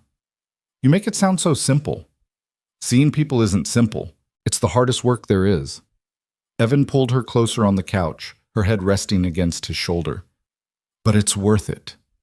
They sat in comfortable silence, the house settling around them with the particular quiet of children sleeping and adults finally still. Through the window, the backyard fort stood outlined against the night sky, its fairy lights twinkling like captured stars. "I keep waiting for the other shoe to drop," Lauren admitted, "for you to realize this is too much, or I'm too complicated, or the baggage isn't worth it. I have just as much baggage. Maybe that's why it works. We're both carrying weight, so we understand when the other needs to set it down for a while." Evan thought about the wooden carvings he still made during quiet moments, each one a small act of creation that helped him process everything he couldn't say. He thought about how Lauren had started joining him sometimes, her hands learning to shape wood while they talked or didn't talk, the companionable silence as healing as any conversation. "Claire used to say that perfect relationships are fiction," he said quietly, "that real love is messy and complicated and requires choosing each other every single day, even on the days when it's hard, especially on those days." "Do you think she'd approve? Of us?" The question caught him off guard. Evan considered it seriously, imagining Claire's reaction to this new life he was building. "I think she'd tell me I was an idiot for hesitating. She'd like you, your strength, your intelligence, how fiercely you love your daughters, and she'd love seeing Jake happy again." He paused. "She'd also probably make some joke about how it's very me to fall for someone equally complicated." "I'm not that complicated." "Oh, Lauren, You're a CEO with trust issues, raising traumatized twins while trying to revolutionize corporate childcare. You're extremely complicated. So are you. Widowed janitor with a genius son, PTSD from loss, and an inability to accept that you deserve good things. See? We're perfect for each other. They laughed, the sound soft in the quiet house, and Evan felt something shift in his chest. Not the sharp pain of grief he'd carried for so long, but something gentler. Space, room for new memories to form alongside the old ones, permission to build a future without betraying the past. The move happened over a weekend with help from Margaret, who'd become invested in their unconventional family, and a few of Lauren's colleagues who tactfully didn't comment on the CEO dating her building's janitor. Evan's apartment had held surprisingly little. Most of his and Jake's life fit into a dozen boxes and some furniture too worn to justify moving. Traveling light, Margaret observed, surveying the meager pile. Easier to run when you don't have much holding you in place, Evan replied, then realized how that sounded. I didn't mean, I know what you meant, and I'm glad you're finally planning routes instead of hovering near exits. Jake's ocean blue room came together with contributions from all three children.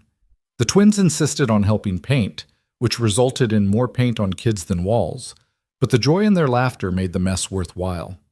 They hung Jake's drawings on the walls alongside the twins' artwork, creating a gallery of their blended existence. The basement transformation took longer. Lauren hired contractors to finish the space properly. Soft carpeting, warm lighting, built-in shelves for books and art supplies, a small fort area that honored the backyard original. The kids designed it together, their collaborative vision resulting in something that belonged to all of them equally. This is our space, Maya announced at the basement's unveiling. No adults allowed unless invited. What if there's an emergency? Lauren asked. Then you're invited, Arya clarified, but only for emergencies, otherwise this is ours. Lauren looked at Evan, who shrugged. Kids need spaces that belong to them. We had the rest of the house. Listen to him being all wise about boundaries, Lauren teased, but her eyes were warm. The children christened the space that night with a sleepover. All three of them camped out in sleeping bags while they watched movies and ate popcorn and built the kind of memories that would define their childhood. Upstairs, Evan and Lauren sat on the couch in their own space, learning the rhythms of cohabitation. This is strange, Lauren said. In a good way, but strange. I haven't lived with a partner since Richard. I haven't lived with anyone but Jake since Claire. We're both relearning how to share space. You're very tidy. Well, occupational hazard, years of cleaning other people's messes makes you careful about your own. I'm not tidy. I try, but I get distracted and leave things everywhere.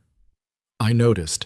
Your coffee cups migrate across the house like they're searching for something. Lauren laughed.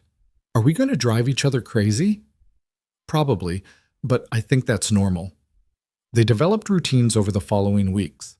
Evan adjusted his work schedule to part-time, using his consulting income to offset the reduced janitorial hours. He was home when the kids got back from school, helped with homework, made dinners that were occasionally more adventurous than scrambled eggs. Lauren tried to leave work earlier, succeeding about half the time, and stopped apologizing for the nights when corporate emergencies kept her late. I used to feel guilty every time I missed dinner, she told him one evening, arriving home at 9 to find the kids already asleep. Like I was failing them. Did you miss dinner because you didn't care, or because your job demanded it? The job. Then you weren't failing. You were providing. There's a difference. Richard used to say my career proved I didn't love them enough, that real mothers prioritize children over professional ambitions. Evan's jaw tightened. He'd never met Richard, but he'd seen the man's damage in the twins' initial silence, in Lauren's reflexive apologies, in the way she constantly second-guessed her maternal instincts. Richard was an abusive asshole using guilt as a control mechanism, Evan said bluntly. Your career doesn't diminish your love, it demonstrates it. You're building security and opportunity for your daughters while also modeling that women can be both mothers and professionals. Lauren's eyes shimmered. How do you always know the right thing to say? I don't. I just try to tell you what I'd want to hear if I was doubting myself. The first real fight happened 6 weeks into cohabitation, triggered by something small that spiraled into something larger. Evan had reorganized the kitchen without asking, his janitorial efficiency clashing with Lauren's established system. She came home exhausted, couldn't find the coffee filters, and snapped. You can't just change everything without discussing it first. I was trying to make it more functional. It was already functional. Just because it's not how you'd organize doesn't mean it's wrong. I didn't say it was wrong. I was helping. I didn't ask for help. This is my house. Our house, Evan interrupted, his own frustration rising. You asked me to move in. You said you wanted this to be our space, but if I'm just a guest who needs permission to move coffee filters, maybe we should have clarified that. Lauren froze, her face going pale. That's not what I meant. Then what did you mean? I meant, she broke off, tears welling. I meant I'm scared. Everything in my life with Richard started with small changes I didn't agree to. Him moving my things, reorganizing my spaces, taking control bit by bit until nothing belonged to me anymore. Her voice cracked. And I know you're not him. I know that. But my body doesn't know it, and when I came home and things were different without warning, I panicked. The anger drained from Evan instantly, replaced by understanding. I should have asked. You shouldn't have to ask permission to organize a kitchen. That's not a healthy relationship either. They stood in the kitchen, the same kitchen where they'd first held hands, where they'd burned eggs while kissing, where they'd built so many good memories, facing the reality that healing wasn't linear and trauma left marks that didn't disappear just because you wanted them to. We're both damaged, Evan said quietly. We both have triggers. We're going to step on each other's wounds accidentally because we're still learning where they are. How do we fix this? We talk. We apologize when we hurt each other. We try to do better next time. He moved closer, giving her space to retreat if she needed it. She didn't. Lauren, I will never try to control you, but I also can't walk on eggshells forever, terrified that any action might remind you of him. We need to find a middle ground. What does that look like? It looks like me asking before I make changes to shared spaces, and you telling me when you're triggered instead of assuming I should automatically know. It looks like both of us being patient while we figure out how to be partners instead of victims of our past relationships. Lauren nodded, wiping her eyes. I'm sorry I compared you to him. That wasn't fair.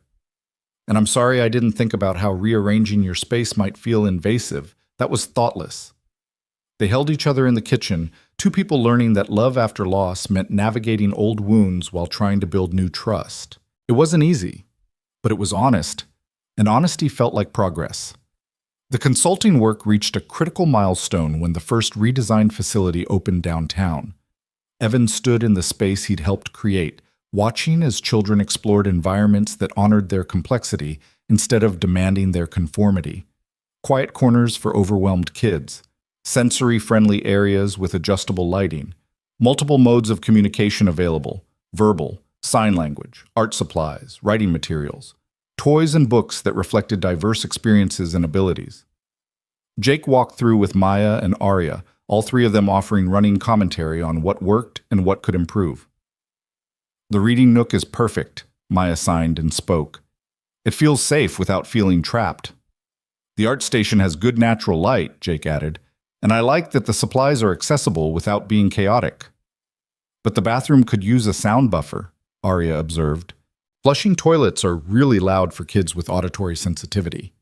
The architect who'd initially been skeptical of Evan's input was taking notes furiously.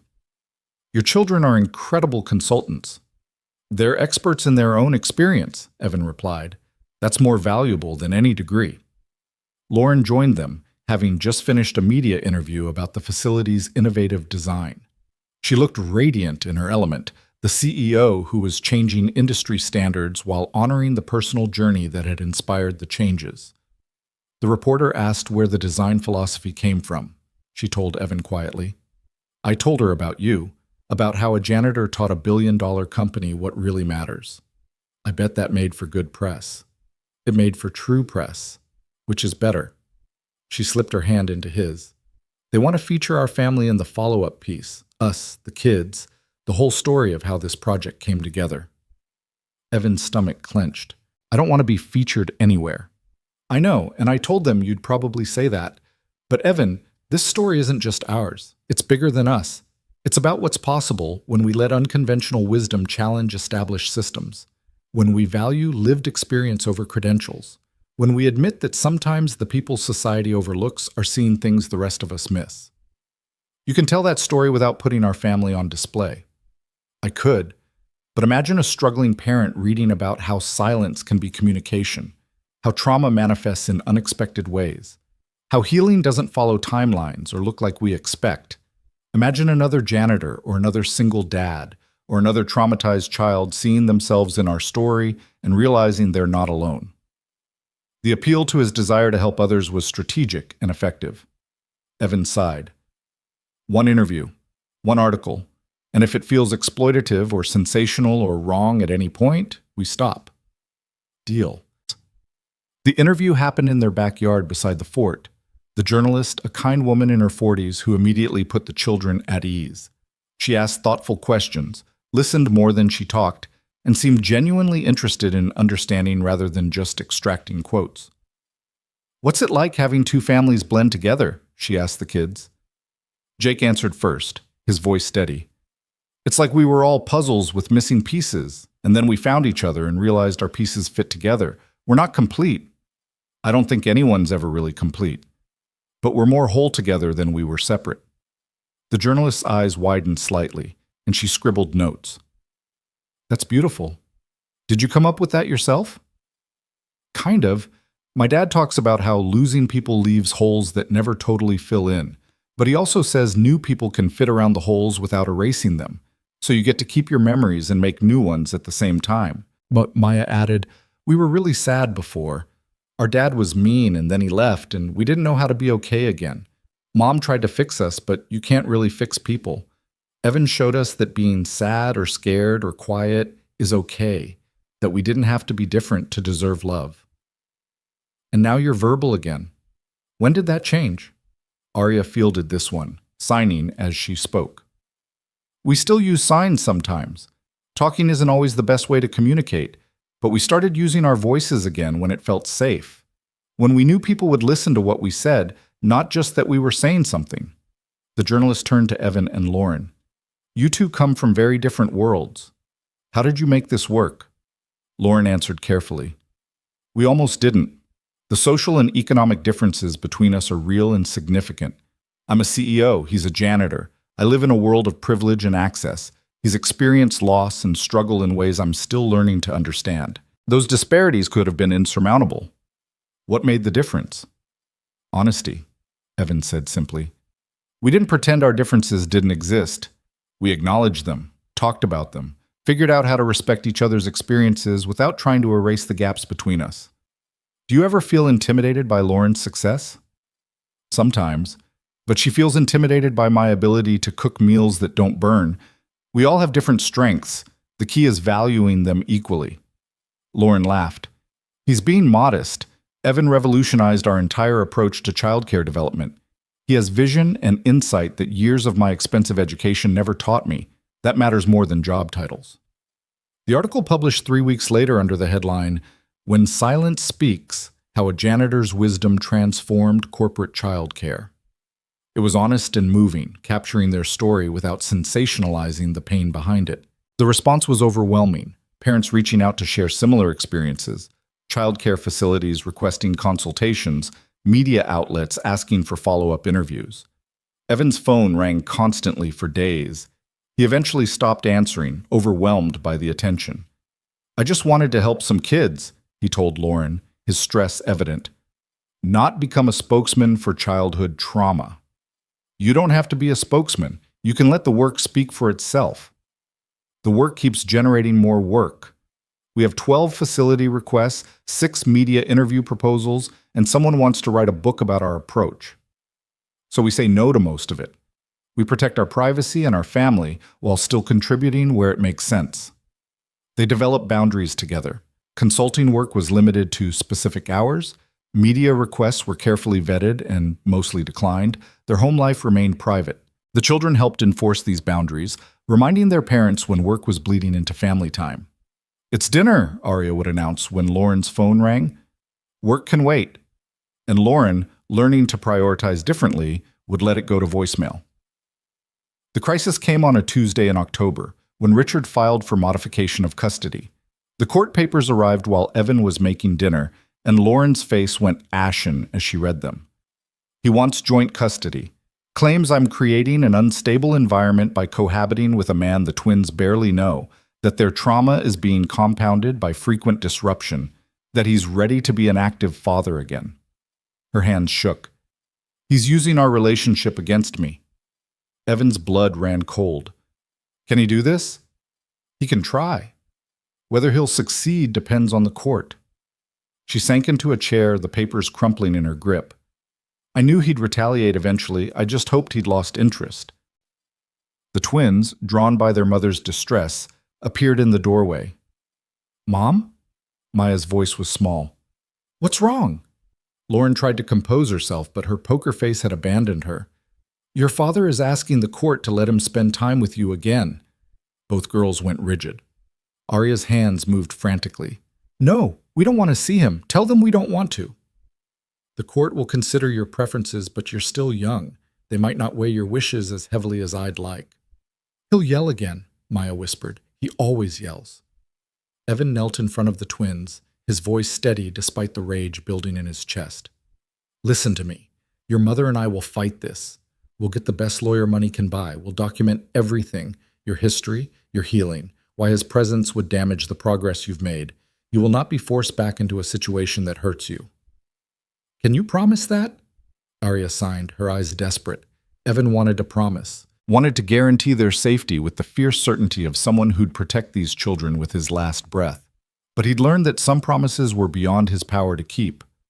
I can promise we'll do everything possible, that we'll fight like hell, that you are our priority above everything else.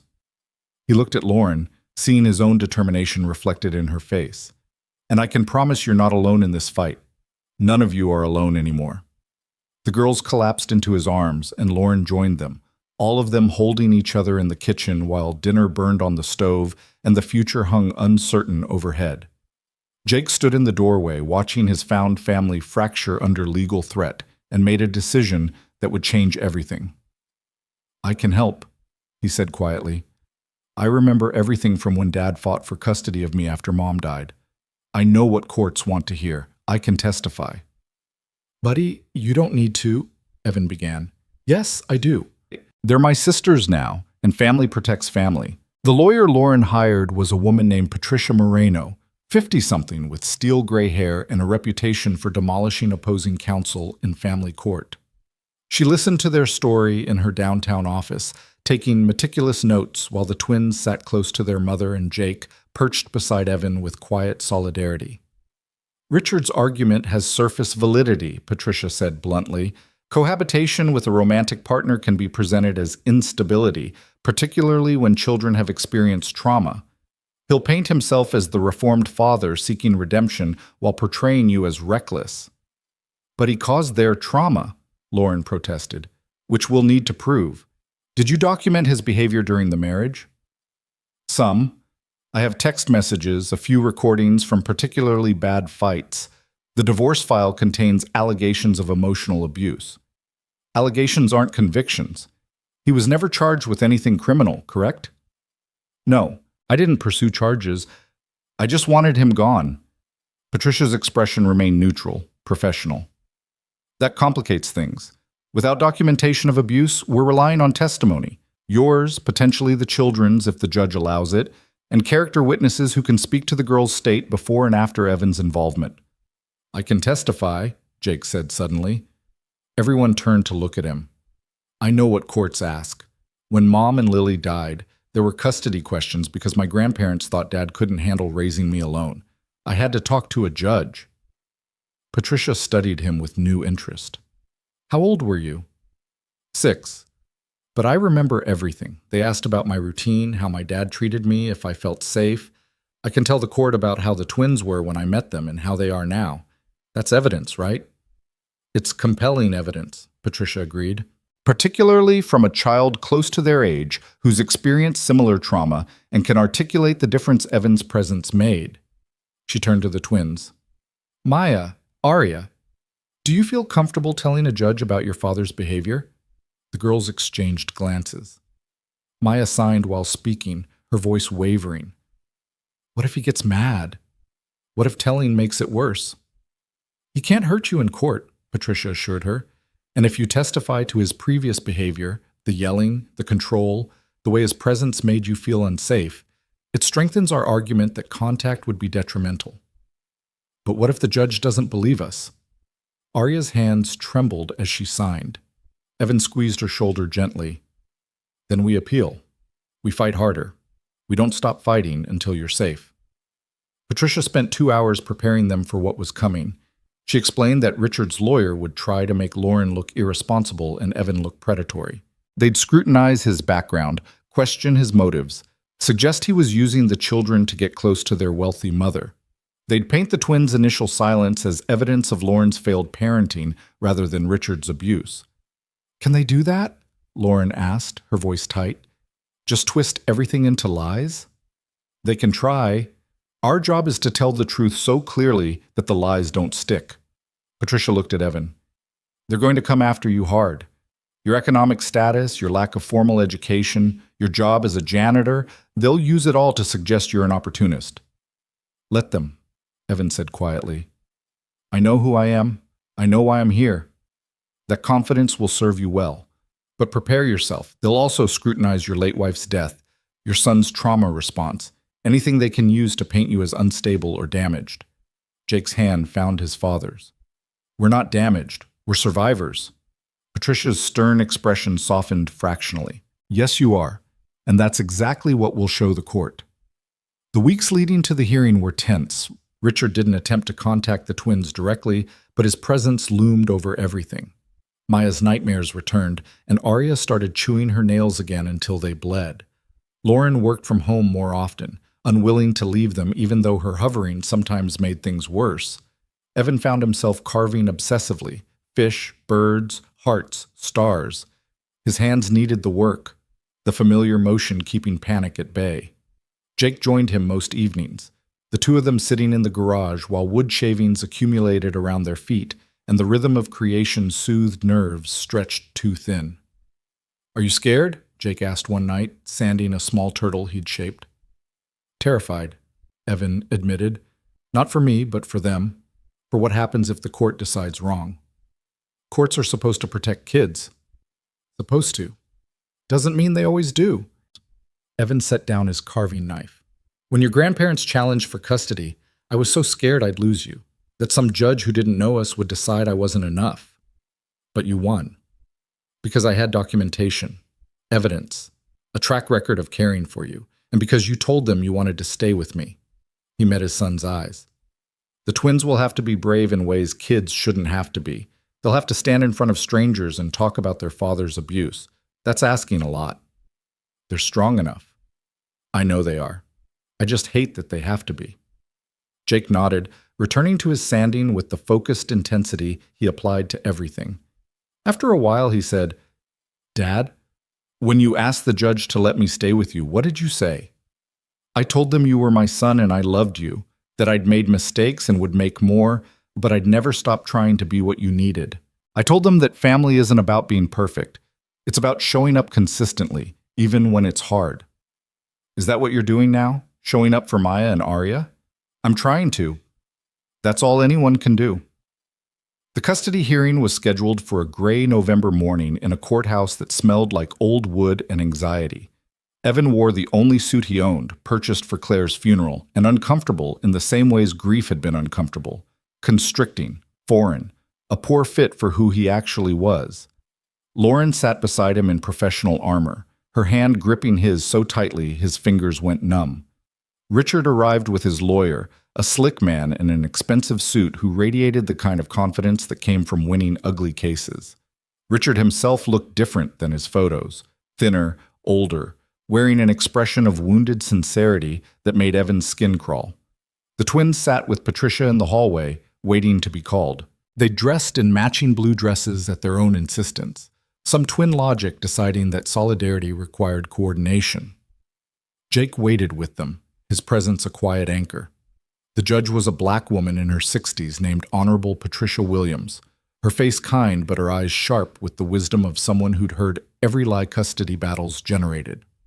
She reviewed the case file while lawyers made opening statements, occasionally making notes in handwriting too small to read from the gallery. Richard's lawyer went first, painting a picture of a reformed man seeking to reconnect with daughters he'd lost during a difficult divorce. He acknowledged past tensions but characterized them as the normal stress of a failing marriage, nothing rising to the level of abuse. He presented Richard's new job, his completed anger management courses, his stable living situation as evidence of change. Mr. Hale has done everything the court could ask of someone seeking to rebuild a relationship with his children, the lawyer argued. Meanwhile, Ms. Hale has introduced significant instability into the girls' lives by cohabitating with a man of questionable background and motivation. The children deserve access to both parents, not to be isolated with their mother's romantic partner. Patricia stood for their side, her voice cutting through the courtroom's stale air like a blade. Your Honor, this case is not about a father's redemption arc. It's about two children who went nonverbal for over a year as a direct result of their father's emotional abuse, who required intensive intervention to feel safe enough to speak again, who have explicitly stated they do not want contact with Mr. Hale because his presence terrifies them. She laid out the timeline: the twins' verbal development before age 3, the escalating control and volatility during Richard's final year with the family, the girls' sudden silence after he told them the divorce was their fault, the year of failed therapeutic interventions, and finally their breakthrough after Evan's involvement. Evan Cole is not an opportunist, Patricia continued. He's a widowed father who recognized suffering in other children and responded with compassion. His presence in the Hale household has been transformative, as multiple expert witnesses will attest. The only instability these children have experienced came from Mr. Hale. Allowing him access now would undo years of healing. Judge Williams called the first witnesses. Margaret Chen testified about the twins' condition when she'd met them, their failure to respond to any intervention, and the dramatic change after Evan began working with them. A child psychologist reviewed their treatment history, noting the correlation between Evan's involvement and their verbal recovery. Lauren's colleagues testified to her parenting commitment despite professional demands. Then Richard's lawyer called his witnesses, friends who swore Richard had never been abusive, colleagues who praised his character, his therapist who testified to his progress in anger management. They built a portrait of a man who'd made mistakes but deserved a second chance. The afternoon session began with testimony from the parents themselves. Lauren went first, her voice steady as she described the marriage's deterioration, Richard's increasingly controlling behavior, the girls' fear responses. She detailed the year of silence, the parade of specialists, her desperation to help children she couldn't reach. Then Evan arrived, she said, her composure cracking slightly. He didn't try to fix them.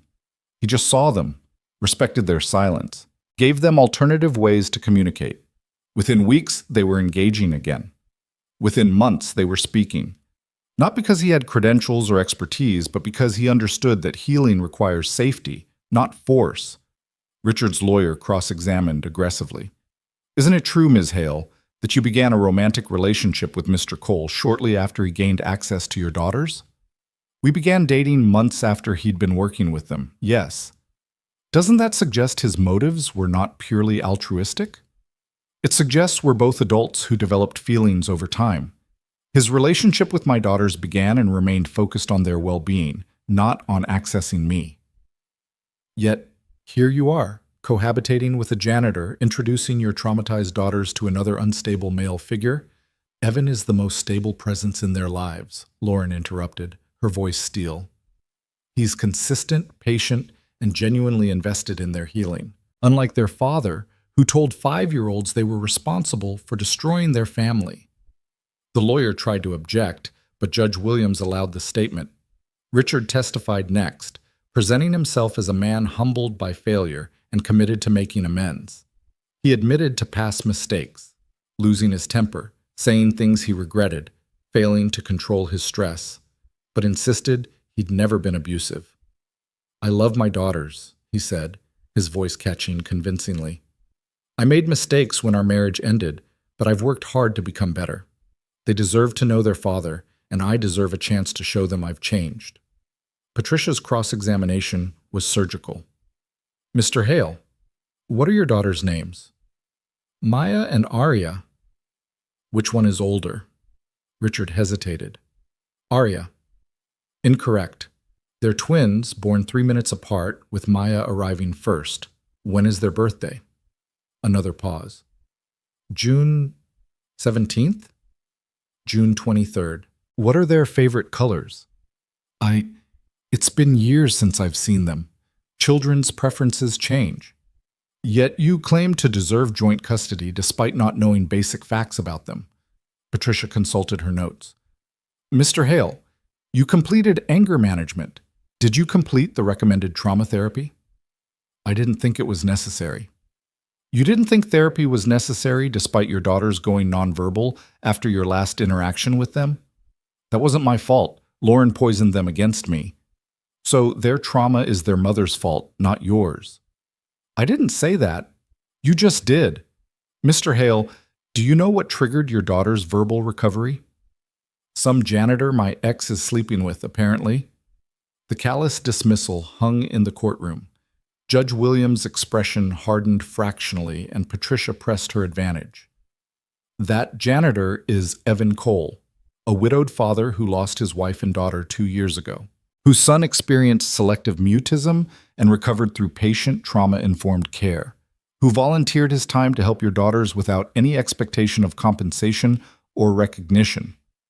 Can you explain why you characterize him so dismissively? Because he's manipulating my ex-wife and interfering with my children. Your children who you can't remember basic facts about. Your children who explicitly fear you. Patricia's voice was ice. No further questions, Your Honor. The testimony that mattered most came last. Judge Williams called the children to her chambers rather than the courtroom, a kindness that allowed them to speak without the pressure of public observation. Only the lawyers and parents were permitted to attend. Jake went first, his small voice clear in the judge's quiet office. When I met Maya and Arya, they didn't talk. They barely moved. They sat against walls and watched everything like they expected something bad to happen. He looked directly at Judge Williams. That's what I did after my mom and sister died. I was so scared and sad that I couldn't make words come out. My dad didn't force me. He just waited. He learned to sign so we could talk different ways. He made me wooden animals so I knew he was thinking about me even when we weren't together. And he did similar things with Maya and Arya? The judge asked gently. Yes, ma'am. He left them carvings. He learned their language, which was signing and silence. He showed them it was okay to be how they were. Jake's eyes found Richard, and something fierce entered his expression. Their dad told them they broke the family. My dad told them they were perfect exactly as they were. That's the difference between someone who hurts kids and someone who helps them. Maya testified next, her hands moving in tandem with her soft voice. When my dad lived with us, I was scared all the time. He yelled about everything. If we were too loud, too quiet, too messy, too in the way, nothing we did was right. When he left, I thought we'd be safe. But then I felt like it was our fault he left. So Arya and I stopped talking because talking only made adults mad. What changed? Judge Williams asked. Evan never got mad. We were silent for weeks and he just sat with us. He gave us presents. He learned to sign. He acted like we were important even though we couldn't talk. Maya's voice strengthened. Then one day I realized I wanted to talk to him. Not because I had to, but because I wanted to share what I was thinking. That's when words felt safe again.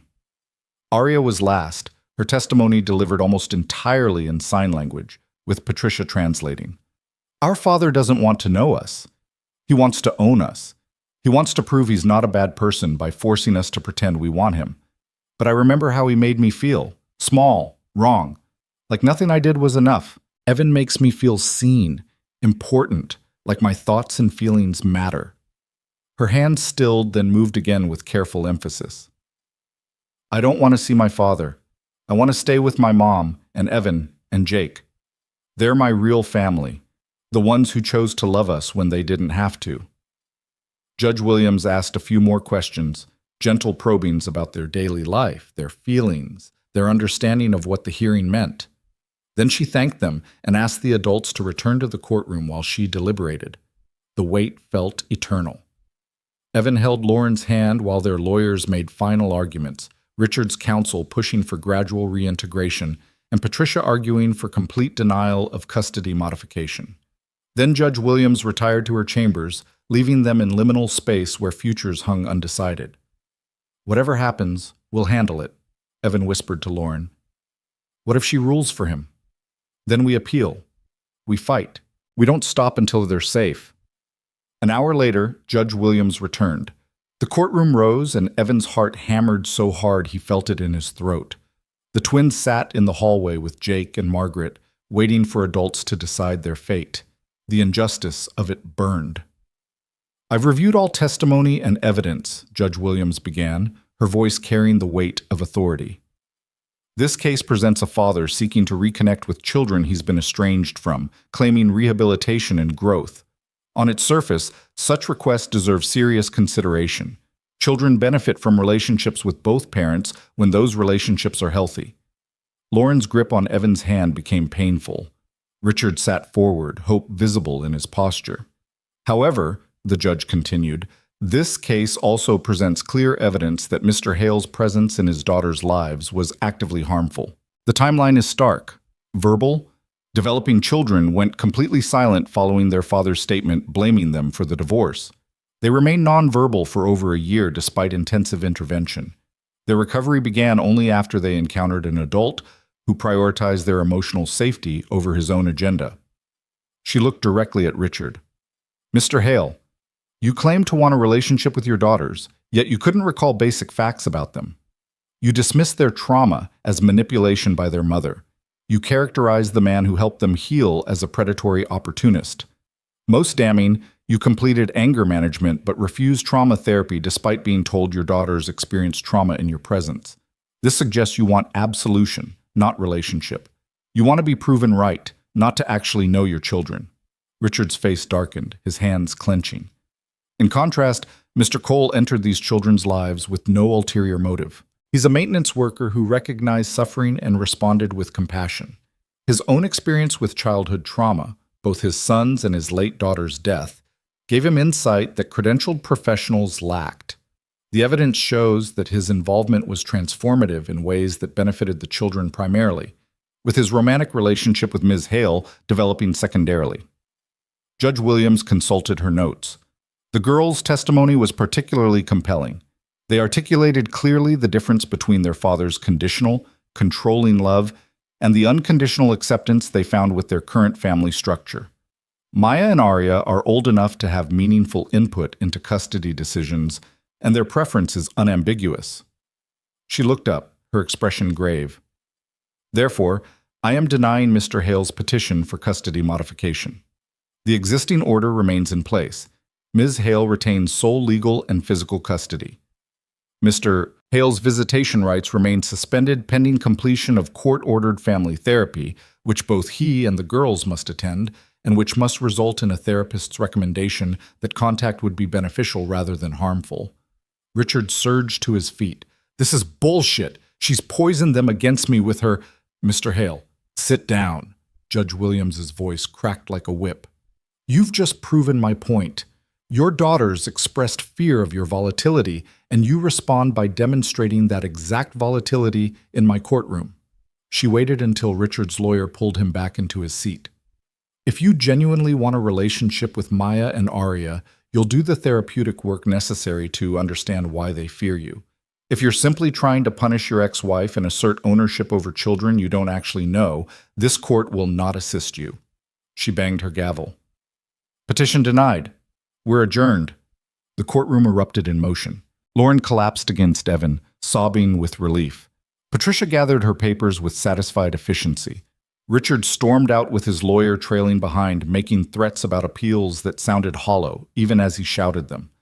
Evan held Lauren, feeling the tension drain from her body as the reality settled. They'd won. The twins were safe. Their family would remain intact.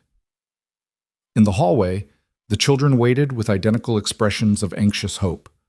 When Lauren nodded, when Evan smiled, they understood. Arya's hands moved in a flurry of signs while Maya burst into tears. Jake just grinned, his quiet confidence vindicated. They collapsed into a group embrace right there in the courthouse hallway. 5 people who'd found each other across trauma and loss, and the kind of pain that should have destroyed them. Instead, it had forged them into something stronger than any of them had been alone. The months following the custody victory brought unexpected peace. Richard made noise about appealing but never filed the paperwork, his threat exposed as empty bluster. The twins' nightmares faded. Arya's nails grew back. Maya stopped constantly checking windows and doors, her vigilance easing into normal childhood awareness. The consulting work continued, but Evan set firmer boundaries. He and Jake developed curriculum for other parents and caregivers, teaching them to recognize different forms of communication and honor children's need for emotional safety. Lauren's company launched 3 new facilities using their design philosophy, each one a testament to what happened when you valued lived experience alongside professional expertise. But more than professional success, their family found its rhythm. Chaotic breakfasts where everyone talked over each other, evening carving sessions in the garage, weekend adventures to parks and museums and anywhere the kids wanted to explore. The twins started calling Evan by his first name rather than a title, a shift that felt more intimate than any label. Jake began introducing Maya and Arya as his sisters without qualifiers or explanations. On a Saturday morning in early spring, Evan woke to find Lauren already awake, watching him with an expression he couldn't quite read. "What?" he asked, voice rough with sleep. "I was thinking about the day we met, in the elevator. I didn't even see you. No one saw me, that was kind of the point. But you saw me. You heard me on the phone, desperate about my daughters, and you remembered. You came looking for them. I came to empty trash. I happened to notice them." Lauren smiled. "You're a terrible liar. You sought them out because you recognized their pain. You couldn't walk past suffering children without trying to help." "I'm not a hero, Lauren." "No, you're better. You're a man who shows up consistently, who does hard things without expecting recognition, who values people over status. You're exactly what the world needs more of." Evan pulled her closer, breathing in the scent of her shampoo and the warmth of the morning. "You know what I think?" "What?" "I think we saved each other. You needed someone to see your daughters differently. I needed permission to love again without betraying Claire's memory. The kids needed to learn that families can be built, not just born into." Very philosophical for 7 a.m. "I have my moments." They lay there in comfortable silence, listening to the house wake around them. Footsteps overhead as the kids stirred, the smell of coffee from the automatic timer, birds singing in the backyard fort that had somehow survived winter. "Evan?" Lauren's voice was soft, tentative, in a way that meant something significant was coming. "Yeah? Will you marry me?" He pulled back to look at her, shock evident. "What?" "I know it's unconventional for the woman to ask. I know we've only been together officially for less than a year. But I'm tired of conventional, and I'm tired of waiting for perfect timing that will never come." She sat up, meeting his eyes with characteristic directness. "I love you. The kids love you. You've become essential to our lives in ways I didn't think were possible after Richard. So yes, I'm asking. Will you marry me?" Evan's mind raced. Marriage meant permanence, legal entanglement, the kind of commitment he'd sworn he'd never risk again after losing Claire. It meant believing good things could last, that love wouldn't be ripped away, that he deserved happiness beyond survival. It terrified him. It also felt exactly right. "On one condition," he said finally. "Name it." "We do this as a family decision. We ask the kids, all 3 of them, because this isn't just about us. It's about building something that belongs to all of us equally." Lauren's eyes shimmered. "Deal!" They gathered the children that afternoon in the backyard, the 5 of them sitting in a circle on the grass near the fort. Spring sunshine warmed the air, and the kids were hyper from sugar and freedom, making the serious conversation Evan planned feel slightly absurd. "We have something to discuss," Lauren began, "a family decision that everyone gets input on." The kids settled, sensing importance. Jake's eyes went sharp with attention. The twins leaned forward, identical expressions of curiosity. "Your mom asked me to marry her," Evan said simply. "Before we answer, we wanted to know how you all feel about that." For a moment, no one spoke. Then Arya signed rapidly, her face breaking into a grin. Does that mean you'd officially be our dad? Legally, through adoption, yes, if that's something you'd want. And Jake would officially be our brother? Maya added. Yes. The twins looked at Jake, some wordless communication passing between them. Then Jake spoke, his voice steady. I already think of you as my sisters. Making it legal just makes it official. So you're okay with this? Lauren asked. All three children nodded enthusiastically. Arya signed while speaking, her words tumbling over each other. We've been a family for months. We just didn't have the paperwork. Paperwork matters, Maya pointed out. It means courts can't take us apart. It means we're choosing each other permanently. Jake looked at his father with those two old eyes. Dad, are you going to say yes? Evan glanced at Lauren, at the woman who'd somehow slipped past every defense he'd built, who'd shown him that love didn't diminish by being shared, but expanded. He looked at the twins, who'd taught him that healing was possible even when it seemed impossible. He looked at his son, who'd survived the unsurvivable and emerged with wisdom beyond his years. Yeah, Evan said, his voice rough with emotion. I'm going to say yes. The kids erupted in cheers. Lauren kissed him while their children made exaggerated gagging noises. Somewhere overhead, birds sang in trees that had weathered winter and returned to bloom. The fort stood solid despite odds, its improbable architecture holding because different strengths had been valued equally. They married in their backyard 3 months later, a small ceremony with only the people who mattered.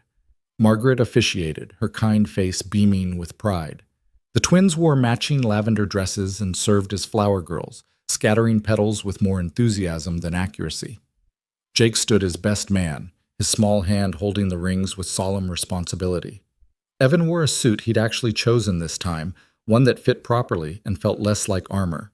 Lauren wore a simple white dress and flowers in her hair, looking more beautiful than any corporate power suit had ever made her. When they exchanged vows, Evan spoke from the heart. I didn't think I'd get to love again after Claire. I thought that chapter of my life was over, that the best I could hope for was survival. You taught me that endings aren't just endings, they're also beginnings if we're brave enough to see them. You and your daughters gave me permission to hope again, to build again, to believe that broken things can create something beautiful together. Lauren's voice shook as she responded. You saw my daughters when I couldn't. You valued their silence when I was trying to force sound. You showed me that love isn't about control or perfection. It's about acceptance and patience and showing up even when it's hard. You made me a better mother. You made us a better family. Thank you for being brave enough to try. They kissed while their children cheered, and Evan felt something settle in his chest. Not the absence of grief. Claire and Lily would always be part of him, their loss a permanent feature of his landscape. But alongside that loss now lived something new. Hope. Love. Family built deliberately from broken pieces. The reception was small and joyful, neighbors and colleagues mixing with the handful of family members who'd traveled to attend. The twins performed a song they'd written about family, their voices still occasionally uncertain but growing stronger every day. Jake gave a toast that made everyone cry, his 8-year-old wisdom articulating what adults struggled to express. My dad taught me that losing people doesn't mean you stop loving, he said, his small voice carrying across the backyard. It just means you love differently. He loved my mom and Lily, and he still does. But now he also loves Lauren and Maya and Arya. And that doesn't make any of the love less real. It just means his heart got bigger to hold more people. As the sun set and fairy lights illuminated the backyard, Evan stood with his new wife and watched their children play. 3 kids who'd survived more than children should survive, who'd learned that families could be built rather than just born into, who'd taught the adults in their lives as much as they'd been taught. What are you thinking? Lauren asked, slipping her hand into his. That I'm grateful. For all of it. Even the parts that hurt. He pulled her close. The pain led me here. To you. To them. To this life I never imagined I'd get to have. No regrets? About marrying you? Not even a little. About the unconventional path that got us here? Evan thought about the elevator ride where Lauren hadn't seen him. The silent twins sitting against daycare walls. The wooden carvings and sign language and patient months of waiting. the custody battle and the fear and the desperate hope that love would be enough. I think the unconventional path was exactly the right one. We needed to be broken to understand how to heal each other. In the fort, the children's laughter rang out, Jake making some joke while the twins signed their responses through giggles. The sound was pure and joyful and achingly precious. Evan had spent 2 years in silence, drowning in grief, convinced the loud parts of life had died with Claire and Lily. But here, in this backyard with this cobbled-together family, he'd learned something essential. Silence wasn't the opposite of joy. It was just a different way of speaking, a valid form of communication that deserved respect. Maya and Arya had taught him that. They'd shown him that sometimes the bravest thing you can do is refuse to use your voice until the world proves it's worth speaking to. And sometimes the kindest thing you can do is honor that silence while offering other ways to connect. "Look," Lauren said, pointing toward the fort. The 3 children had linked hands, creating a small circle while they chanted something in the private language siblings develop. They were laughing, stumbling over the words, making up rules as they went. They were messy and imperfect and absolutely beautiful. "We made that," Evan said, wonder in his voice. "Not perfectly, not conventionally, but we made it. We did. I love you, Lauren Cole." Her new name hung in the air between them, official and permanent and right. "I love you too, Evan Cole. Thank you for seeing us when we needed to be seen." As the evening deepened and stars emerged overhead, their family gathered together. 5 people who'd been fractured by loss and abuse and grief, who'd found each other across impossible odds, who'd chosen to build something new from their collective wreckage. They weren't perfect. They carried scars. They'd have hard days ahead, moments when old trauma resurfaced and new challenges emerged. But they'd face those days together, with patience and honesty and the kind of love that didn't demand perfection, just presence. In the end, that was enough. More than enough. It was everything. And somewhere in heaven or memory or the place where lost loved ones live on, Evan thought maybe Claire was smiling, proud of him for being brave enough to try again, happy that Jake had gained sisters and he'd found love, grateful that her death, senseless and devastating as it was, had somehow led to this moment of hard-won joy. The wooden carvings Evan had made over the months sat displayed on a shelf inside. Fish and birds and stars and hearts. Small testaments to patience, to showing up, to believing that broken things could speak to each other across silence and create something whole. Their family wasn't built on grand gestures or dramatic moments. It was built on consistency, on small acts of kindness repeated until they became habit, on choosing each other every single day, especially on the days when it was hard. It was built on the radical belief that everyone deserves to be seen, heard, and valued exactly as they are. And standing there in the backyard with his wife and their children, Evan finally understood what healing really meant. Not forgetting the past or pretending the pain never happened, but integrating it into a future that honored both what was lost and what had been found. He'd come to Lauren's building as a janitor, invisible and grieving. He'd left as a husband, father, and man who'd learned that sometimes the most important work you do has nothing to do with your job title and everything to do with showing up for the people who need you. Their story wasn't perfect, but it was theirs, and that made it beautiful.